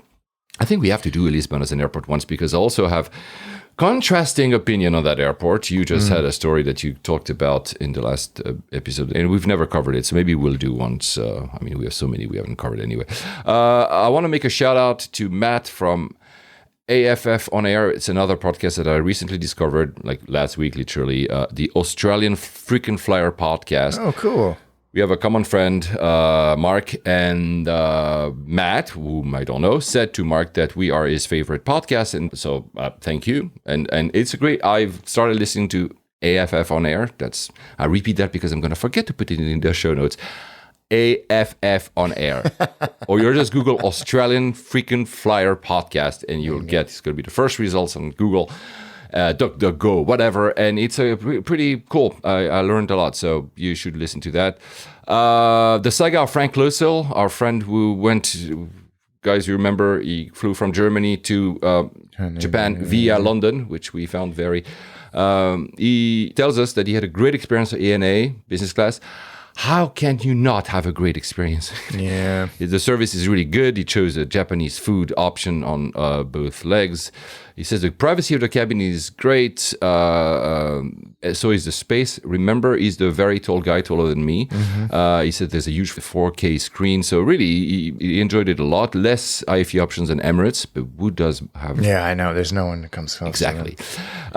And he said, he's one of them. He said, the cabin looked a little bit worn. There were a lot of scratches on the interior and the fabric of the seat is not in the best shape anymore, although the plane was just 4 years old. So there's something there. Maybe because they were parked. Yeah, well, I don't know. I think also there's a design and manufacturing process that looks great in isolation on the ground. And you're like, this is perfect. And it's all, and often cabin crew are involved in that design process. But I remember when they launched the Virgin Atlantic upper class suite, which was revolutionary at the time, like the original herringbone. The coffins. No, even before that. They had the footrest that somebody else could sit on.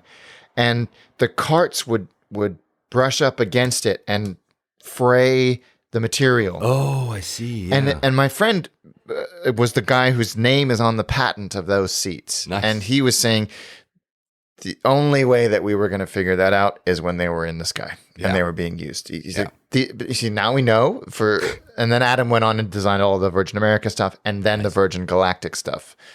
So I can understand to an extent where you're like, we didn't predict that wear and tear. We won't do that next time. Especially when you do a seat that is completely different, because we've seen recently this trend of having almost the same. So, the new Etihad, the new BA Club Suite, the new whatever, they all basically based on the same design. Yeah. So they can learn from each other. Whereas ANA clearly in that one did something that I don't think it must be first of all, I think he's a Japanese seat maker.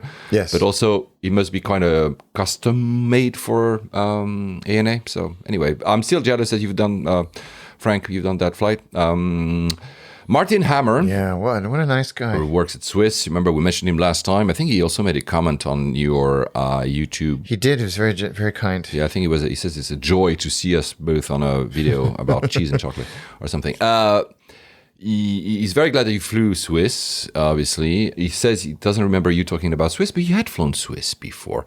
I'm pretty sure you had. Yeah, I'd flown to Swiss in business on a 777 to Tel Aviv. Oh, there you go. Wow. Well, I miss Tel Aviv, man. We have a listener from Tel Aviv afterwards, so I miss Tel Aviv a lot. And he says we're not armchair quarterback because he truly enjoys our perspective. He considers us objective, I hope, and not as sensational as some opinions on YouTube, Insta, and so on. That's probably true. So he says, as someone who works in the industry, it's always very nice to hear that, because honestly, a lot of things sometimes I feel it's nonsense that we're talking about. Yeah, well, most of it. But most interestingly, he talks about the cheese board, the wooden board you got from Swiss, and he sent us the kind of flyer, the little explanation. You got the one from Ticino, I think. Is that? That's right. Yeah, so they're running. So clever. They're running a campaign you take home a piece of Switzerland, and you have like 7 different boards. So I guess depending on the flight, and you have like they each represent a different part of Switzerland, which also helps me realize that it's not the same that I have. It's not in front of me. It's somewhere in the box, because I got also the same board. It was a grazing plate, I think. That's the name of the food. And it was because of the introduction of the A220. Mine has an A220 plane on it. Cool. Basically, yeah. And it's, you had like cured meat and cured ham and salami, whatever. And so this is probably, I don't know if probably Swiss does that a lot. They run the campaigns, if you want. So I don't know how long this will run, the one you've got, but it's always cool. I like when airlines, I know we said that a lot, when airlines, no matter where, they try to tie in part of their image to identity, where they come from. It's like having the afternoon tea at BA. It's nice to have. It's very British. What else I wanted to say? Yeah, we have at Molar on Instagram. Long-time listeners, first-time caller. We should do like one of these shows, like the radio shows, the talk shows when people just call in. That would be a nice way of doing a live show. However, we would need a producer to route the calls, externals, and not me, not you, to control to pre-clear people, because otherwise it would be a mess. It would be very Alan Partridge otherwise. I don't know if he or she, George. So first international flight since COVID. Wow. It's so nice to hear friendly, knowledgeable voices makes the return to aviation so much better. That's very kind to say. That is very kind. Eran from Tel Aviv wrote us an email. He says that he's very happy that we mentioned Flighty. I think a lot of people are. I think we need to get Flighty on this podcast. That would be good. Was a possibility just pre-COVID, and then I dropped the ball, so I might reach out to them. He flew from Tel Aviv, where he is, to Rome with El Al, and he says it was the first time you had used Flighty, and it was like, Flighty is lying, because Flighty is telling me I have a 737-900, but I should be having a Dreamliner. And he goes on the website of El Al and says, no, you have a Dreamliner. I said, look, so his first thought is like, Flighty is crap. He's not using that word. Eran, you're not using that word. And then he gets another notification for Flighty from Flight Changes, and he's like, actually, you know what? I should check on the website. And indeed, actually, ended up it being not in a Dreamliner. So Flighty knew way before anyone else that it was not a Dreamliner. Even the website, the official website, when you go on management booking, was not in the game. So yeah, Flighty is pretty accurate, man. That will be my very first question if and when we get those guys on, is how the hell do you get this information? Yeah. There must be multiple sources. I know. I don't know. There has to be, but I really, really want to know. Yeah, me too. So Eran gives Flighty 12 points, so 12 points, very Eurovision way of talking. The famous, if if you don't live in Europe, you probably know Eurovision, guys. So he also, of course, loves the podcast. There's a big truck coming in front of my house. I hope it didn't cut the sound, mostly bled. On the way back, he flew with ITA, so back from Rome to Tel Aviv. He had prepaid for a seat, but upon check-in, it turned out to be occupied. It seems like pulling Alitalia out of ITA is quite a challenge. I wonder if Lufthansa will be able to do so, because Lufthansa just bought a large minority stake in ITA. Yeah. A lot of friends have flown. Frankie has flown ITA from Tokyo to Rome as well, and told me it's not great. Yeah, he was not complimentary about it, was he? No. So maybe Lufthansa will be able to put that house in order. Let's see. Our friend LA Flyer, who was a guest in our show, he was in Abu Dhabi and tells us and tells you, Alex, that he met the new CEO of EY, so of Etihad. Yep. And the CEO said they want to double in size in the next 5 years, but not by lighting money on fire. I like that. I think it just echoes the comments that you made in the last episode that they are pulling away from these, what was the word you used? But the sort of the showcase routes that you do, because it's the prestige routes that you do because it makes you look cool. And now they're actually running it like an airline. Do they? I know that Emirates flies Tel Aviv. So Tel Aviv. It's always, people say it's Jerusalem Airport or Tel Aviv, but basically for me it's come more closer to Tel Aviv. So Ben Gurion. I know that Emirates does, but does Etihad fly? I don't know. Actually. It's a good question. Because Eran said that he's listening often to us in his unbearable Tel Aviv traffic. I still miss Tel Aviv. You know what? There's a lot of cities. I love Athens. I love Istanbul. I love Beirut. Whatever. As a city, a true urban feel on the sea, nothing beats Tel Aviv in the world to me. Nothing. Literally nothing. I mean, you have other cities that have access to the sea, like, I don't know, Barcelona, but Barcelona doesn't have, it's not the same. It's not, it's like an add-on. It's something, an afterthought. I think Tel Aviv is built around, I love it. Anyway, have you seen the new livery from Riyadh Air?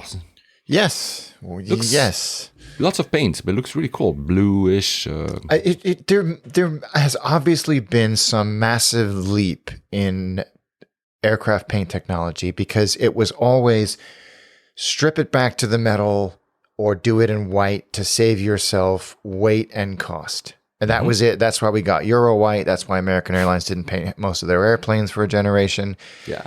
But now with that one and the new JetBlue livery, that's not a one-off. It's going to go across the whole fleet. The whole thing is blue. There has to be surely some generational leap. I don't really know anything about that stuff, so I would be interested to know. But hey, you know what?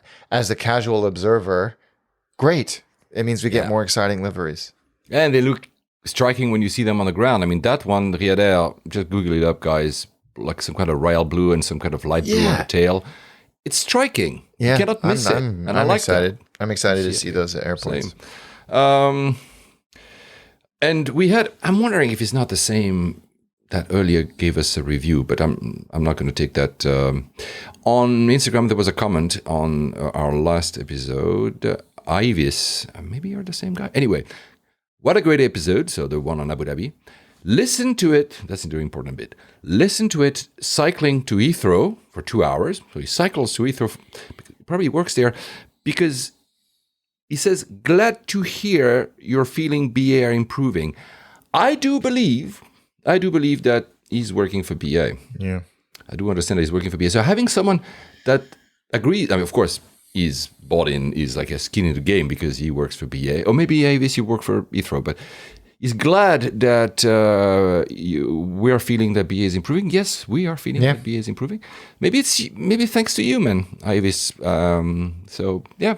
Yeah. Are you also the person that didn't extend my status, and you did extend everybody else's because I was relentless in my criticism of BA? Fine, accepted. If you ever recognize us at Heathrow in an aircraft, don't hesitate to say hi. Not that we're very well known, but look at Attaché, you can see both of our faces, or if you go on Instagram. And I would extend that to anybody. Yeah, of course.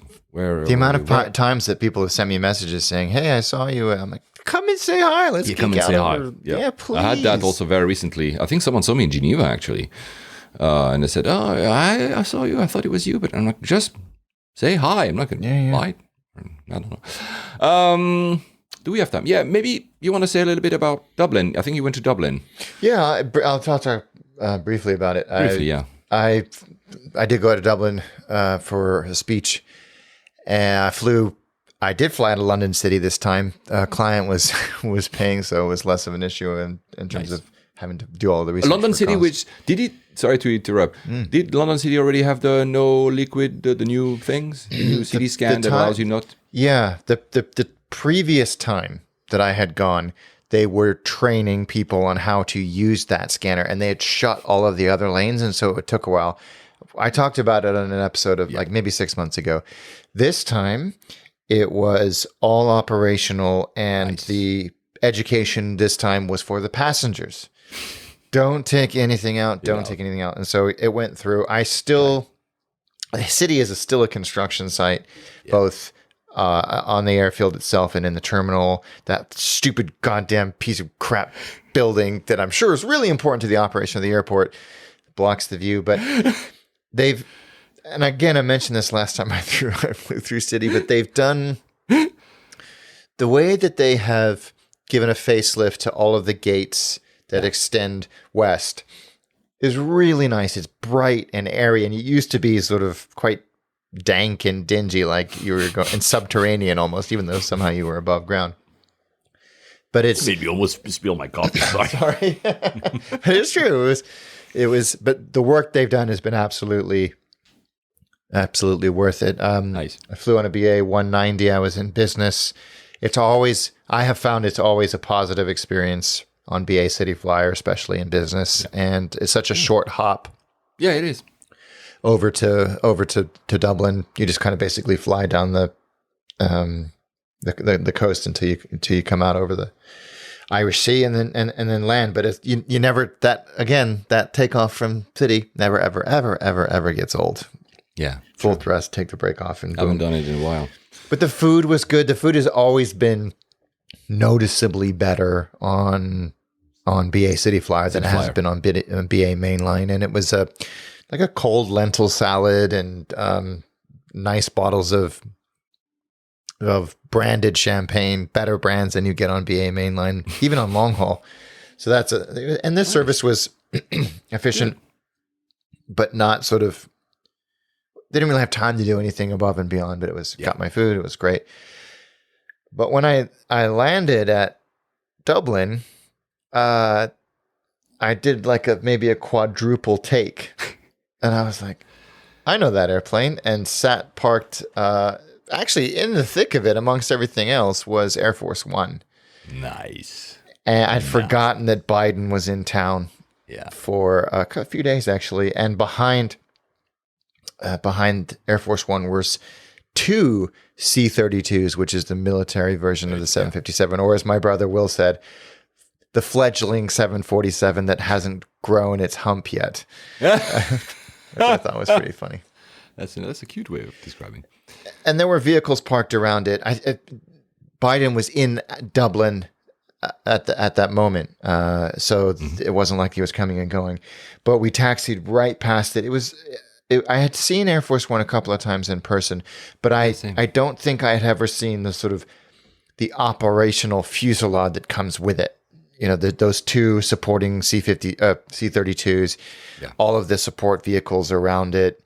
It was neat to see, and a lot of people, like aloof businessmen, were taking pictures. You know, because it was pretty cool. Of course, I mean it's an iconic design, and you know, there's something about it. Yeah. And I got some pictures and videos of it because it was neat to see. And I was actually documenting that trip for Attaché. But that night, I got the worst flu I think I've ever had in my life, and I barely got through my speech the next morning before I just collapsed back into my hotel bed. I had to fly home that day, and Air Force One was still there, but one of the C-32s had gone west in Ireland to go to, I think it was where the Biden family was from originally. Yeah, I think that was part of his trip. So he went and did that, and they took us. And you followed the map on the route on Flight Radar, because there it was. But it was very looping and not in a straight line. And I'm sure that was for various reasons of national security. But we taxied past the Air Force One again. I suppose it wasn't Air Force One at that point. It was just the it's Air Force One only if the president is on board. Right. Yeah. C, what is it? A C? I forgot. I can't remember. Or is it a V? I don't, whatever it was, but it's still neat to see. And it's the short ride home, which I was at that point praying for the sweet, sweet kiss of death because I felt so rubbish. I didn't eat anything. I didn't drink anything. I was just ready to get home. But Dublin Airport is the most frustrating airport, maybe up there with Madrid. I'm not a huge fan. I think we did cover it, but I'm not a huge fan. There is a lounge that I was trying to get to, and some lounges are for U.S. only departing flights. Some are for only certain airlines, and there's one that I could get into with one of my various passes, but it was freaking impossible to find. Just maybe in my sort of flu-induced stupor, I was being a dumbass, but I asked a person and they're like, no, it's really hard to find. You have to look for the clock hanging from the... And I was like, what is this sort of... This, like, it sounds like a Benicio del Toro movie. After the blue tree on the left, besides the fountain, but just before the sandwich maker, because if you do too far, then you end up in the fires of hell. Yeah. And the lounge is nothing special at all. But by the way, this is where, and maybe that comes back to what happened to you at Geneva with, not you, but seeing people that mistook which Marhaba lounge in Geneva. I know that Apple Maps does indoor airports, not all either well, but a lot, pretty well. But of course, then it's not, maybe that's what happened in Marhaba. When the new one is not marked yet, you got lost. I wonder if it would be the case, how it would work in Dublin to find that lounge. Because I don't think there's anything more frustrating to try to find a lounge when you just, I just want to sit down. And I felt so unwell. And the way you come out of security and there's nothing in front of you. Either have to go left or right, but the lounge is actually behind you, above security. Oh, wow. Anyway, it was fine. BA City Flyer were fine. It was coming back to London City is such a joy because you get in there. Apparently, though, we had landed parked at the wrong stand. At City, yeah, because it took forever to get some stairs, and usually they just wheel the stairs right up, and eventually they come, they bang on the door, and the ramp operator or the ramp supervisor was like, you went to the wrong stand, man. That's why we weren't here. You don't have to go through passport control, so you're at the complete. Anyway, whatever. Oh yeah, I still love that airport. I love BA City Flyer. I wish they flew. I'm not going to touch my microphone. They flew to more places that I needed to go to. But yeah, it was a good experience, a fun experience to see Air Force One in an operational capacity as opposed to a static display at an air show or a retired one in a museum. Yeah, I said it earlier. I've seen it as a kid in Geneva from the observation deck back, and they're still on observation deck, by the way, guys. If you want, that's one thing. It's nice to know. It's landside, however, you have to clear a security. So, but it's not a security that gives you access airside. It's a security that gives you only access to the observation roof. A small price to pay. And as a kid, I have this memory of seeing Air Force One. That's cool. Yeah, I don't have like the memory of the operational. I was a kid, man. I was like probably what? When do they meet Reagan and Gorbachev in Geneva? 88? 86? Yeah, I think it was around 88. Yeah, so I was 11, 12. I have like a hazy memory. I know my dad took me, pretty sure. That's cool. Since you're loose, I've had a discussion twice, including for a common friend of ours, Stefan Ganshev, you know them, the Bulgarian godfather. He was at Lucy last night. He says, Paul, where's the lounge at that airport? There is no lounge at Lucy, guys. No. For those who've never been. I mean, there is. When BA1 was happening, and maybe Ed Parsons can actually because I think if you've taken BA1, the 3, Yeah, I've done 18, that too. was it? I think there was a system of a car would take you to a lounge, which usually is reserved for, but otherwise there's no lounge. No. Okay. And there's an arrivals lounge from that service, which is at a hotel. Yeah. Okay. I didn't know that. So I knew there's a departing one. I know there's a business and first BA. But since that flight doesn't operate anymore, I don't know what's gone there. Anyway, there's no lounge, basically. There's no lounge. And I think the reason is that people who frequent that airport know that they can cut it down and arrive there at 35 minutes before their departure time. And that's what I just told zip through. Stefan. He came way too early. And I'm like, there's nothing to do. I'm like, yeah, because that's the point. Yeah. You don't need to don't- because it's that type of airport.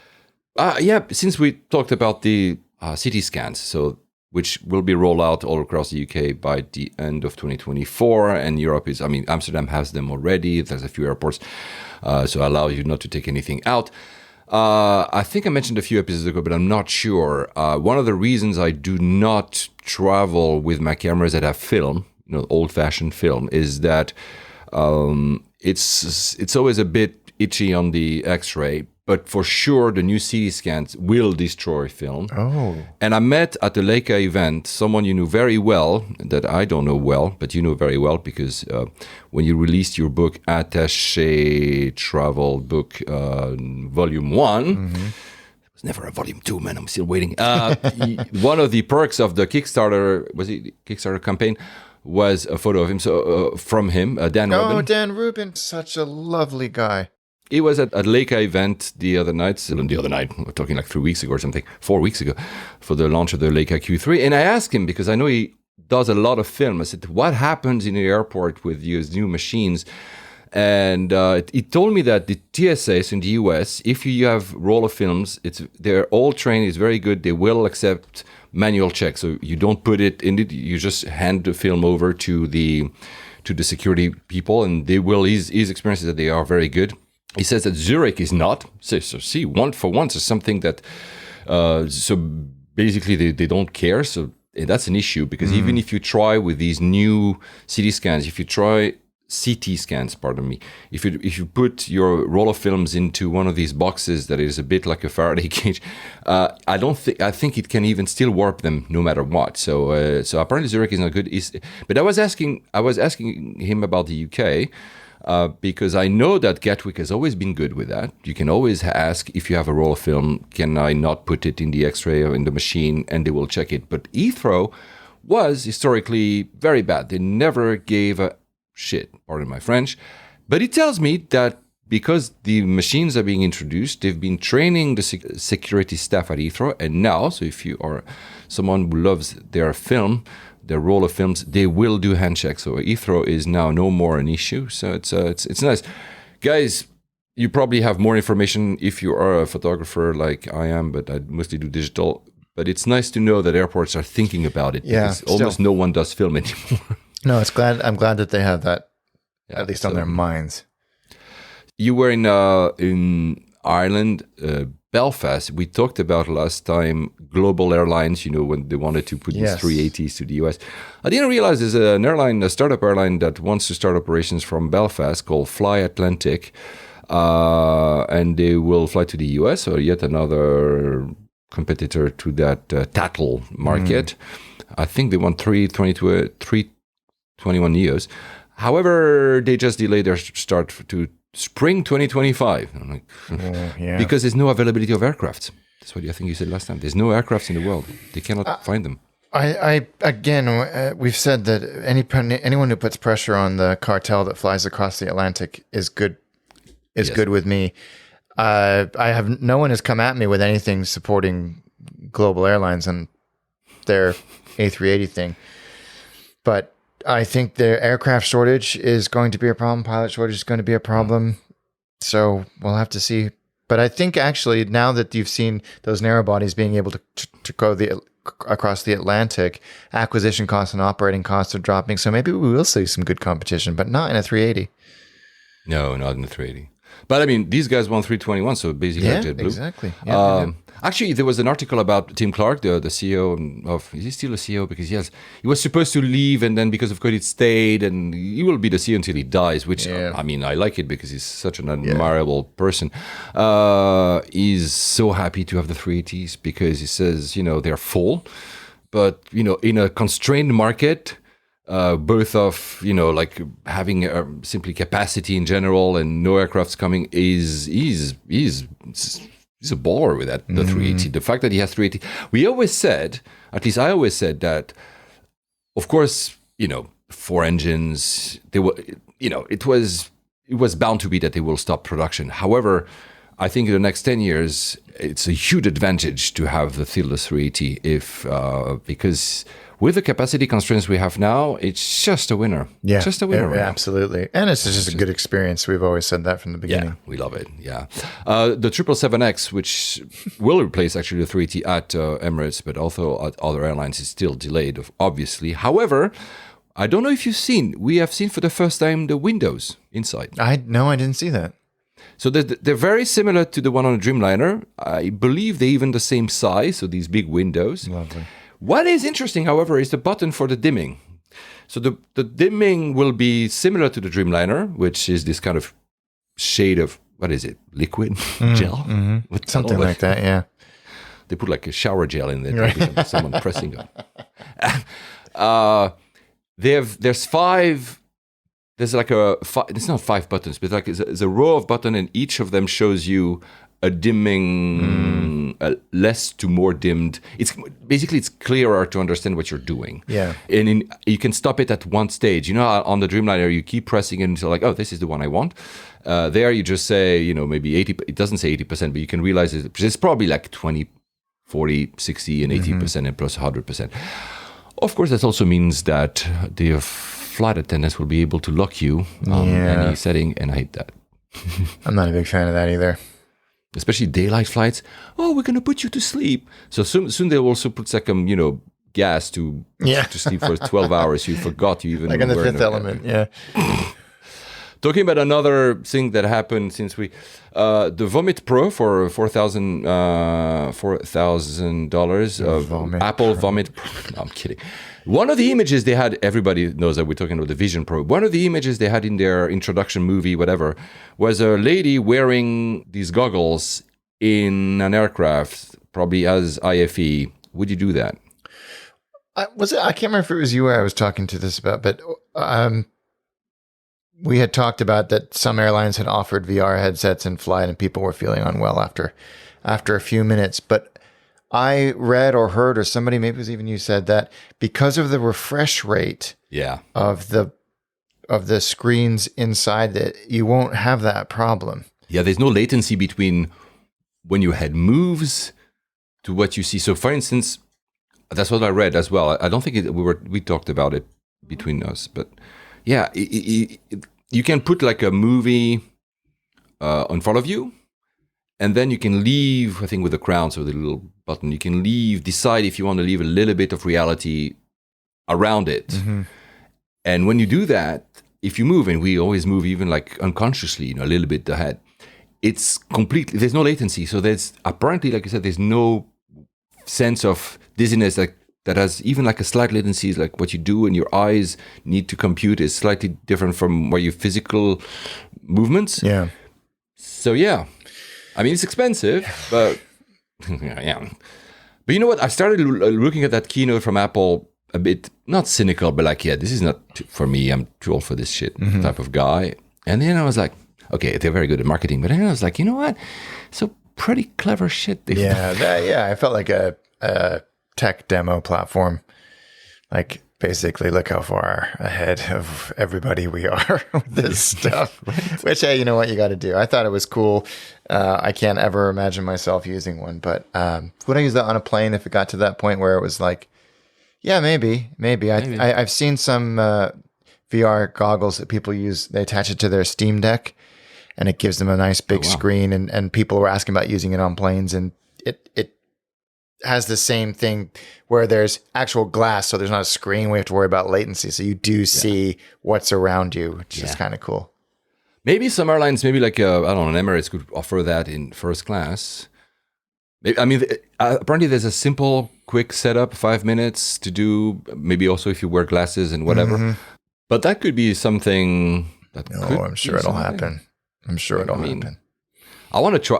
I do too. I definitely want to give it a go. I'll go to an Apple store and try them next year whenever they come out. Yeah, I'm not going to buy them. I'm not in the market for that. But yeah, it looks pretty cool shit. Let's finish with a few, since we love and you love customer service, a few stories about customer service.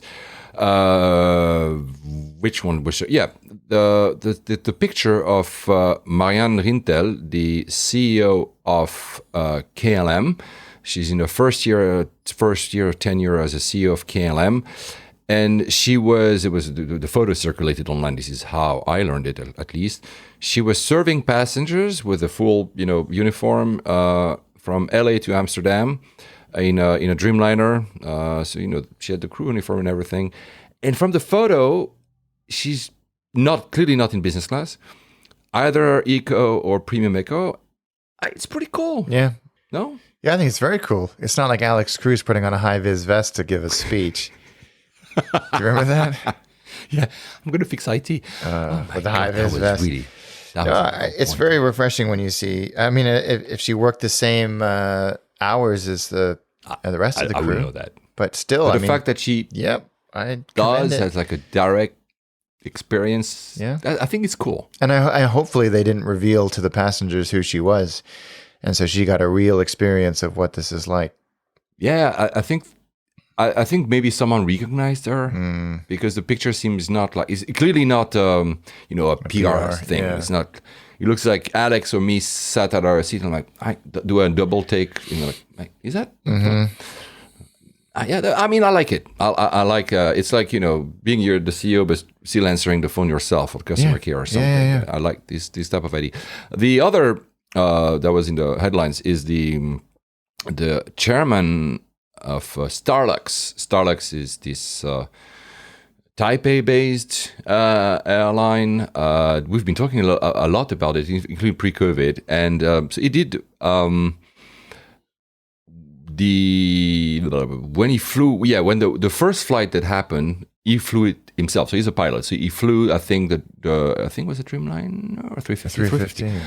However, the story I want to focus on is that there was a disruption in Japan I don't know because I don't remember, but let's say 3 months ago maybe, the disruption in Japan, and a lot of passengers were stranded, supposed to fly Starlux back to Taipei, and so what he did, he took an aircraft himself, flew all the way to Japan, welcomed the passenger, so sorry, we effed up, and flew them back to where they were supposed to. So not only he went there to personally, take not only control, but also apologize and take control of the situation and say, we're sorry, we effed up. But also he flew it. Yeah. He flew them back himself. That's pretty cool. That is cool. I think he got in trouble. Yeah. Didn't he? Not for that one. No. He flew the 350 inaugural flight to LA or back to LA if it's inaugural. And he brought Sam Shui on board on the flight deck.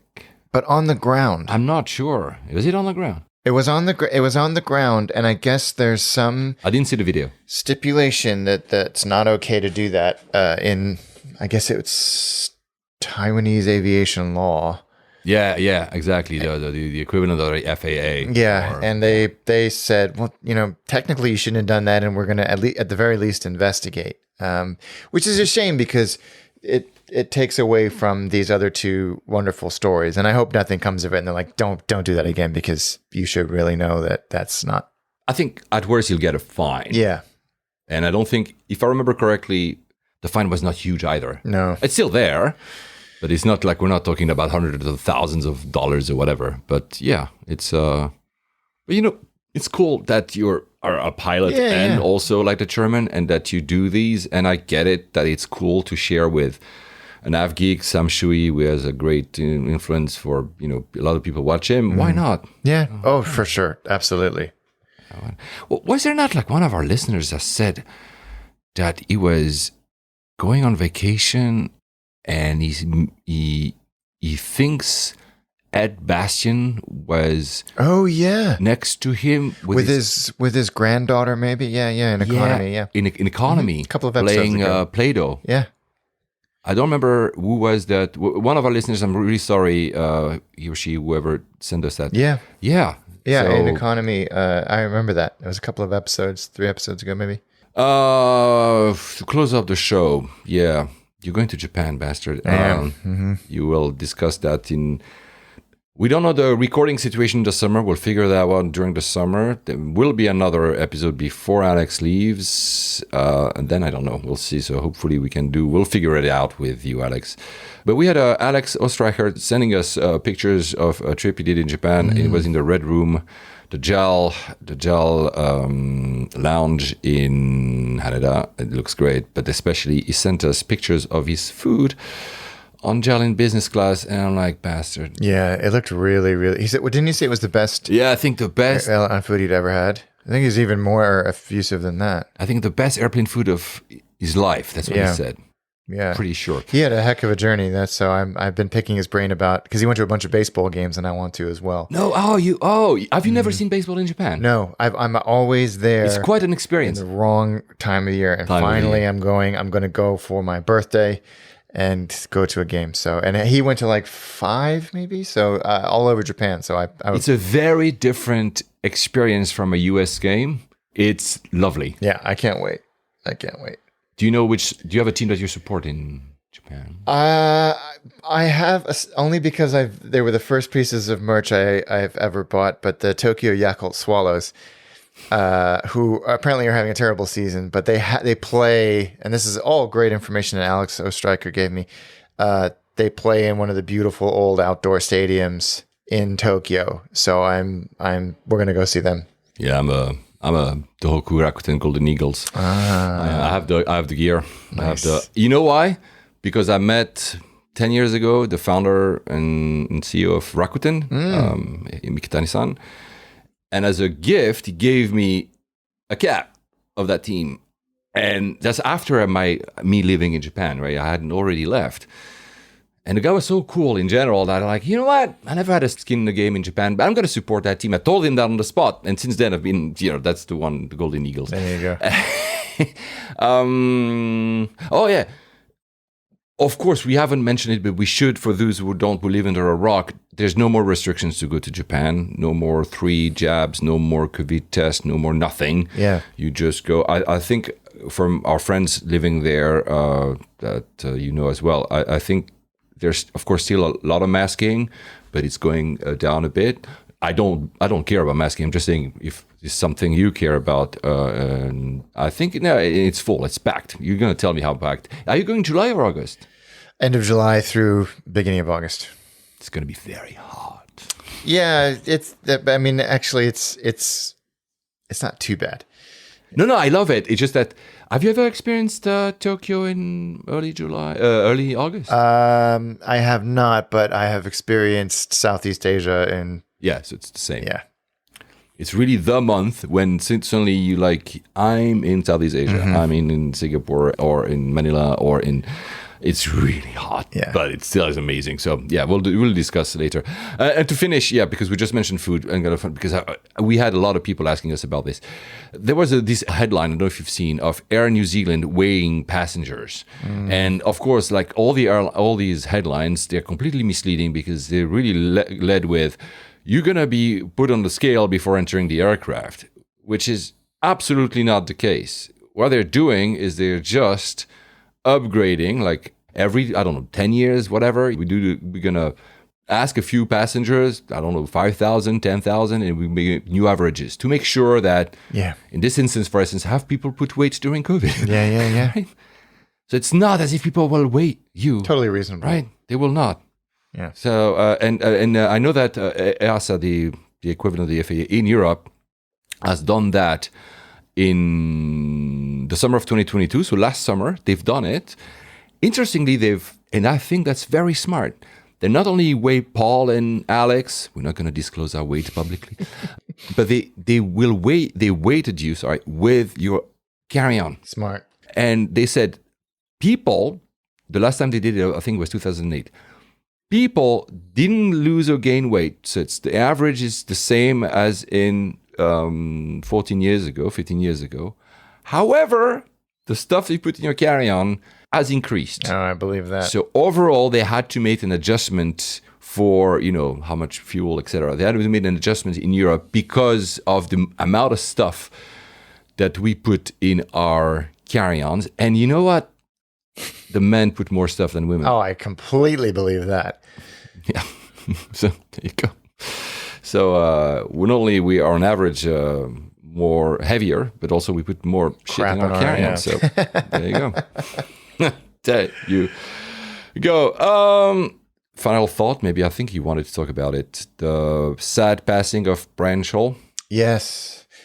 The SR-71 pilot who wrote that incredible book, Sled Driver, which is, it's impossible to get hold of. It's hundreds and hundreds and hundreds of dollars now because it was such a limited run. But he died. He was a hell of a storyteller. And he's famous for that Blackbird speed check story that always ends up on Reddit once a week. But he was a great storyteller, had an incredible life, and really brought the Blackbird out of kind of the aviation sphere into common folklore as a spaceship. So it was sad to hear of his passing. Yeah, one of the stories he said as well, of course, that famous, like you said, center showing 2000 or something. That's like against, what is it, FA16, FA18? Something like that, yeah, something like that. I mean, just guys, if you just Google his name, you'll find that story. It's the most epic. But I think he's one of these books. He used to give talks. I don't know if you've ever, there's some on YouTube you can watch, I'm pretty sure. And like that, the windows of the Blackbird were so hot, like an oven. And actually, this is how he would eat up the lunch. Yeah. So he had like this kind of spacesuit because, like I said, it's a spacecraft. And he would like push, I think, the straw on the window. So the liquid, whilst he was touching the window, would heat up and then it would go into his mouth. And that would be his lunch, would be hot. Because I think, was this thing not staying airborne for a long time? Yeah, very long time. Very long time. Right, Yeah. Yeah, it's... Yeah, anyway, that's sad, but, we wanted to give a little thought. Definitely. If you don't know the man, just Google Brian Scholl. You'll find a lot of obituaries. Of course, they're all very telling, and a lot of the stories. And if you can find with some of these books, I think they're worth your time. Yeah, the stories are just captivating. He was a great storyteller. And he was that's me as well, he was a great photographer as well. Some of the books, the photography in the books were all his. And I think that's what he spent the last of his years. He was based in the US, of course, and he was taking a lot of pictures still as a hobby to pass the time. And so sad passing. Yeah. Well, I'm gonna play the music and ask you where you're going next. Hold on. I don't know. So what? I don't know where I'm going. I might be doing one more filming trip before I fly to the US, and then. Lots and lots of flights all over the place during the summer. Yeah, I'm very jealous of that. Yeah. I'm jealous that you go to the US, but I'm especially jealous that you're beating me to go to Japan. I was like, when you told me about that story, I was like, I went on Google Flight, like, can I beat him back 2 days to go there just to say that I've been before? And it's too expensive, man. Like, from here, it's crazy. Yeah. Actually, we said, did we say that already? The prices are like almost 100% more. Crazy, yeah. Anyway. I'm going to Devon next week, Lovely. So I'm not going by plane. I'm just driving there. Paolo will be there, so we'll talk about airplanes all the time. Kind of workation. I've never been to Devon, so I'm very happy. Place. For those who don't know, that's in the south-west part of. That's where Greg Barnes is from. Oh, yeah. Greg, I'm going where you are, the place of origin. Looks great. And I'm going to Bologna Airport. I'll tell the story maybe next time. On that, happy flying. Safe travels, guys.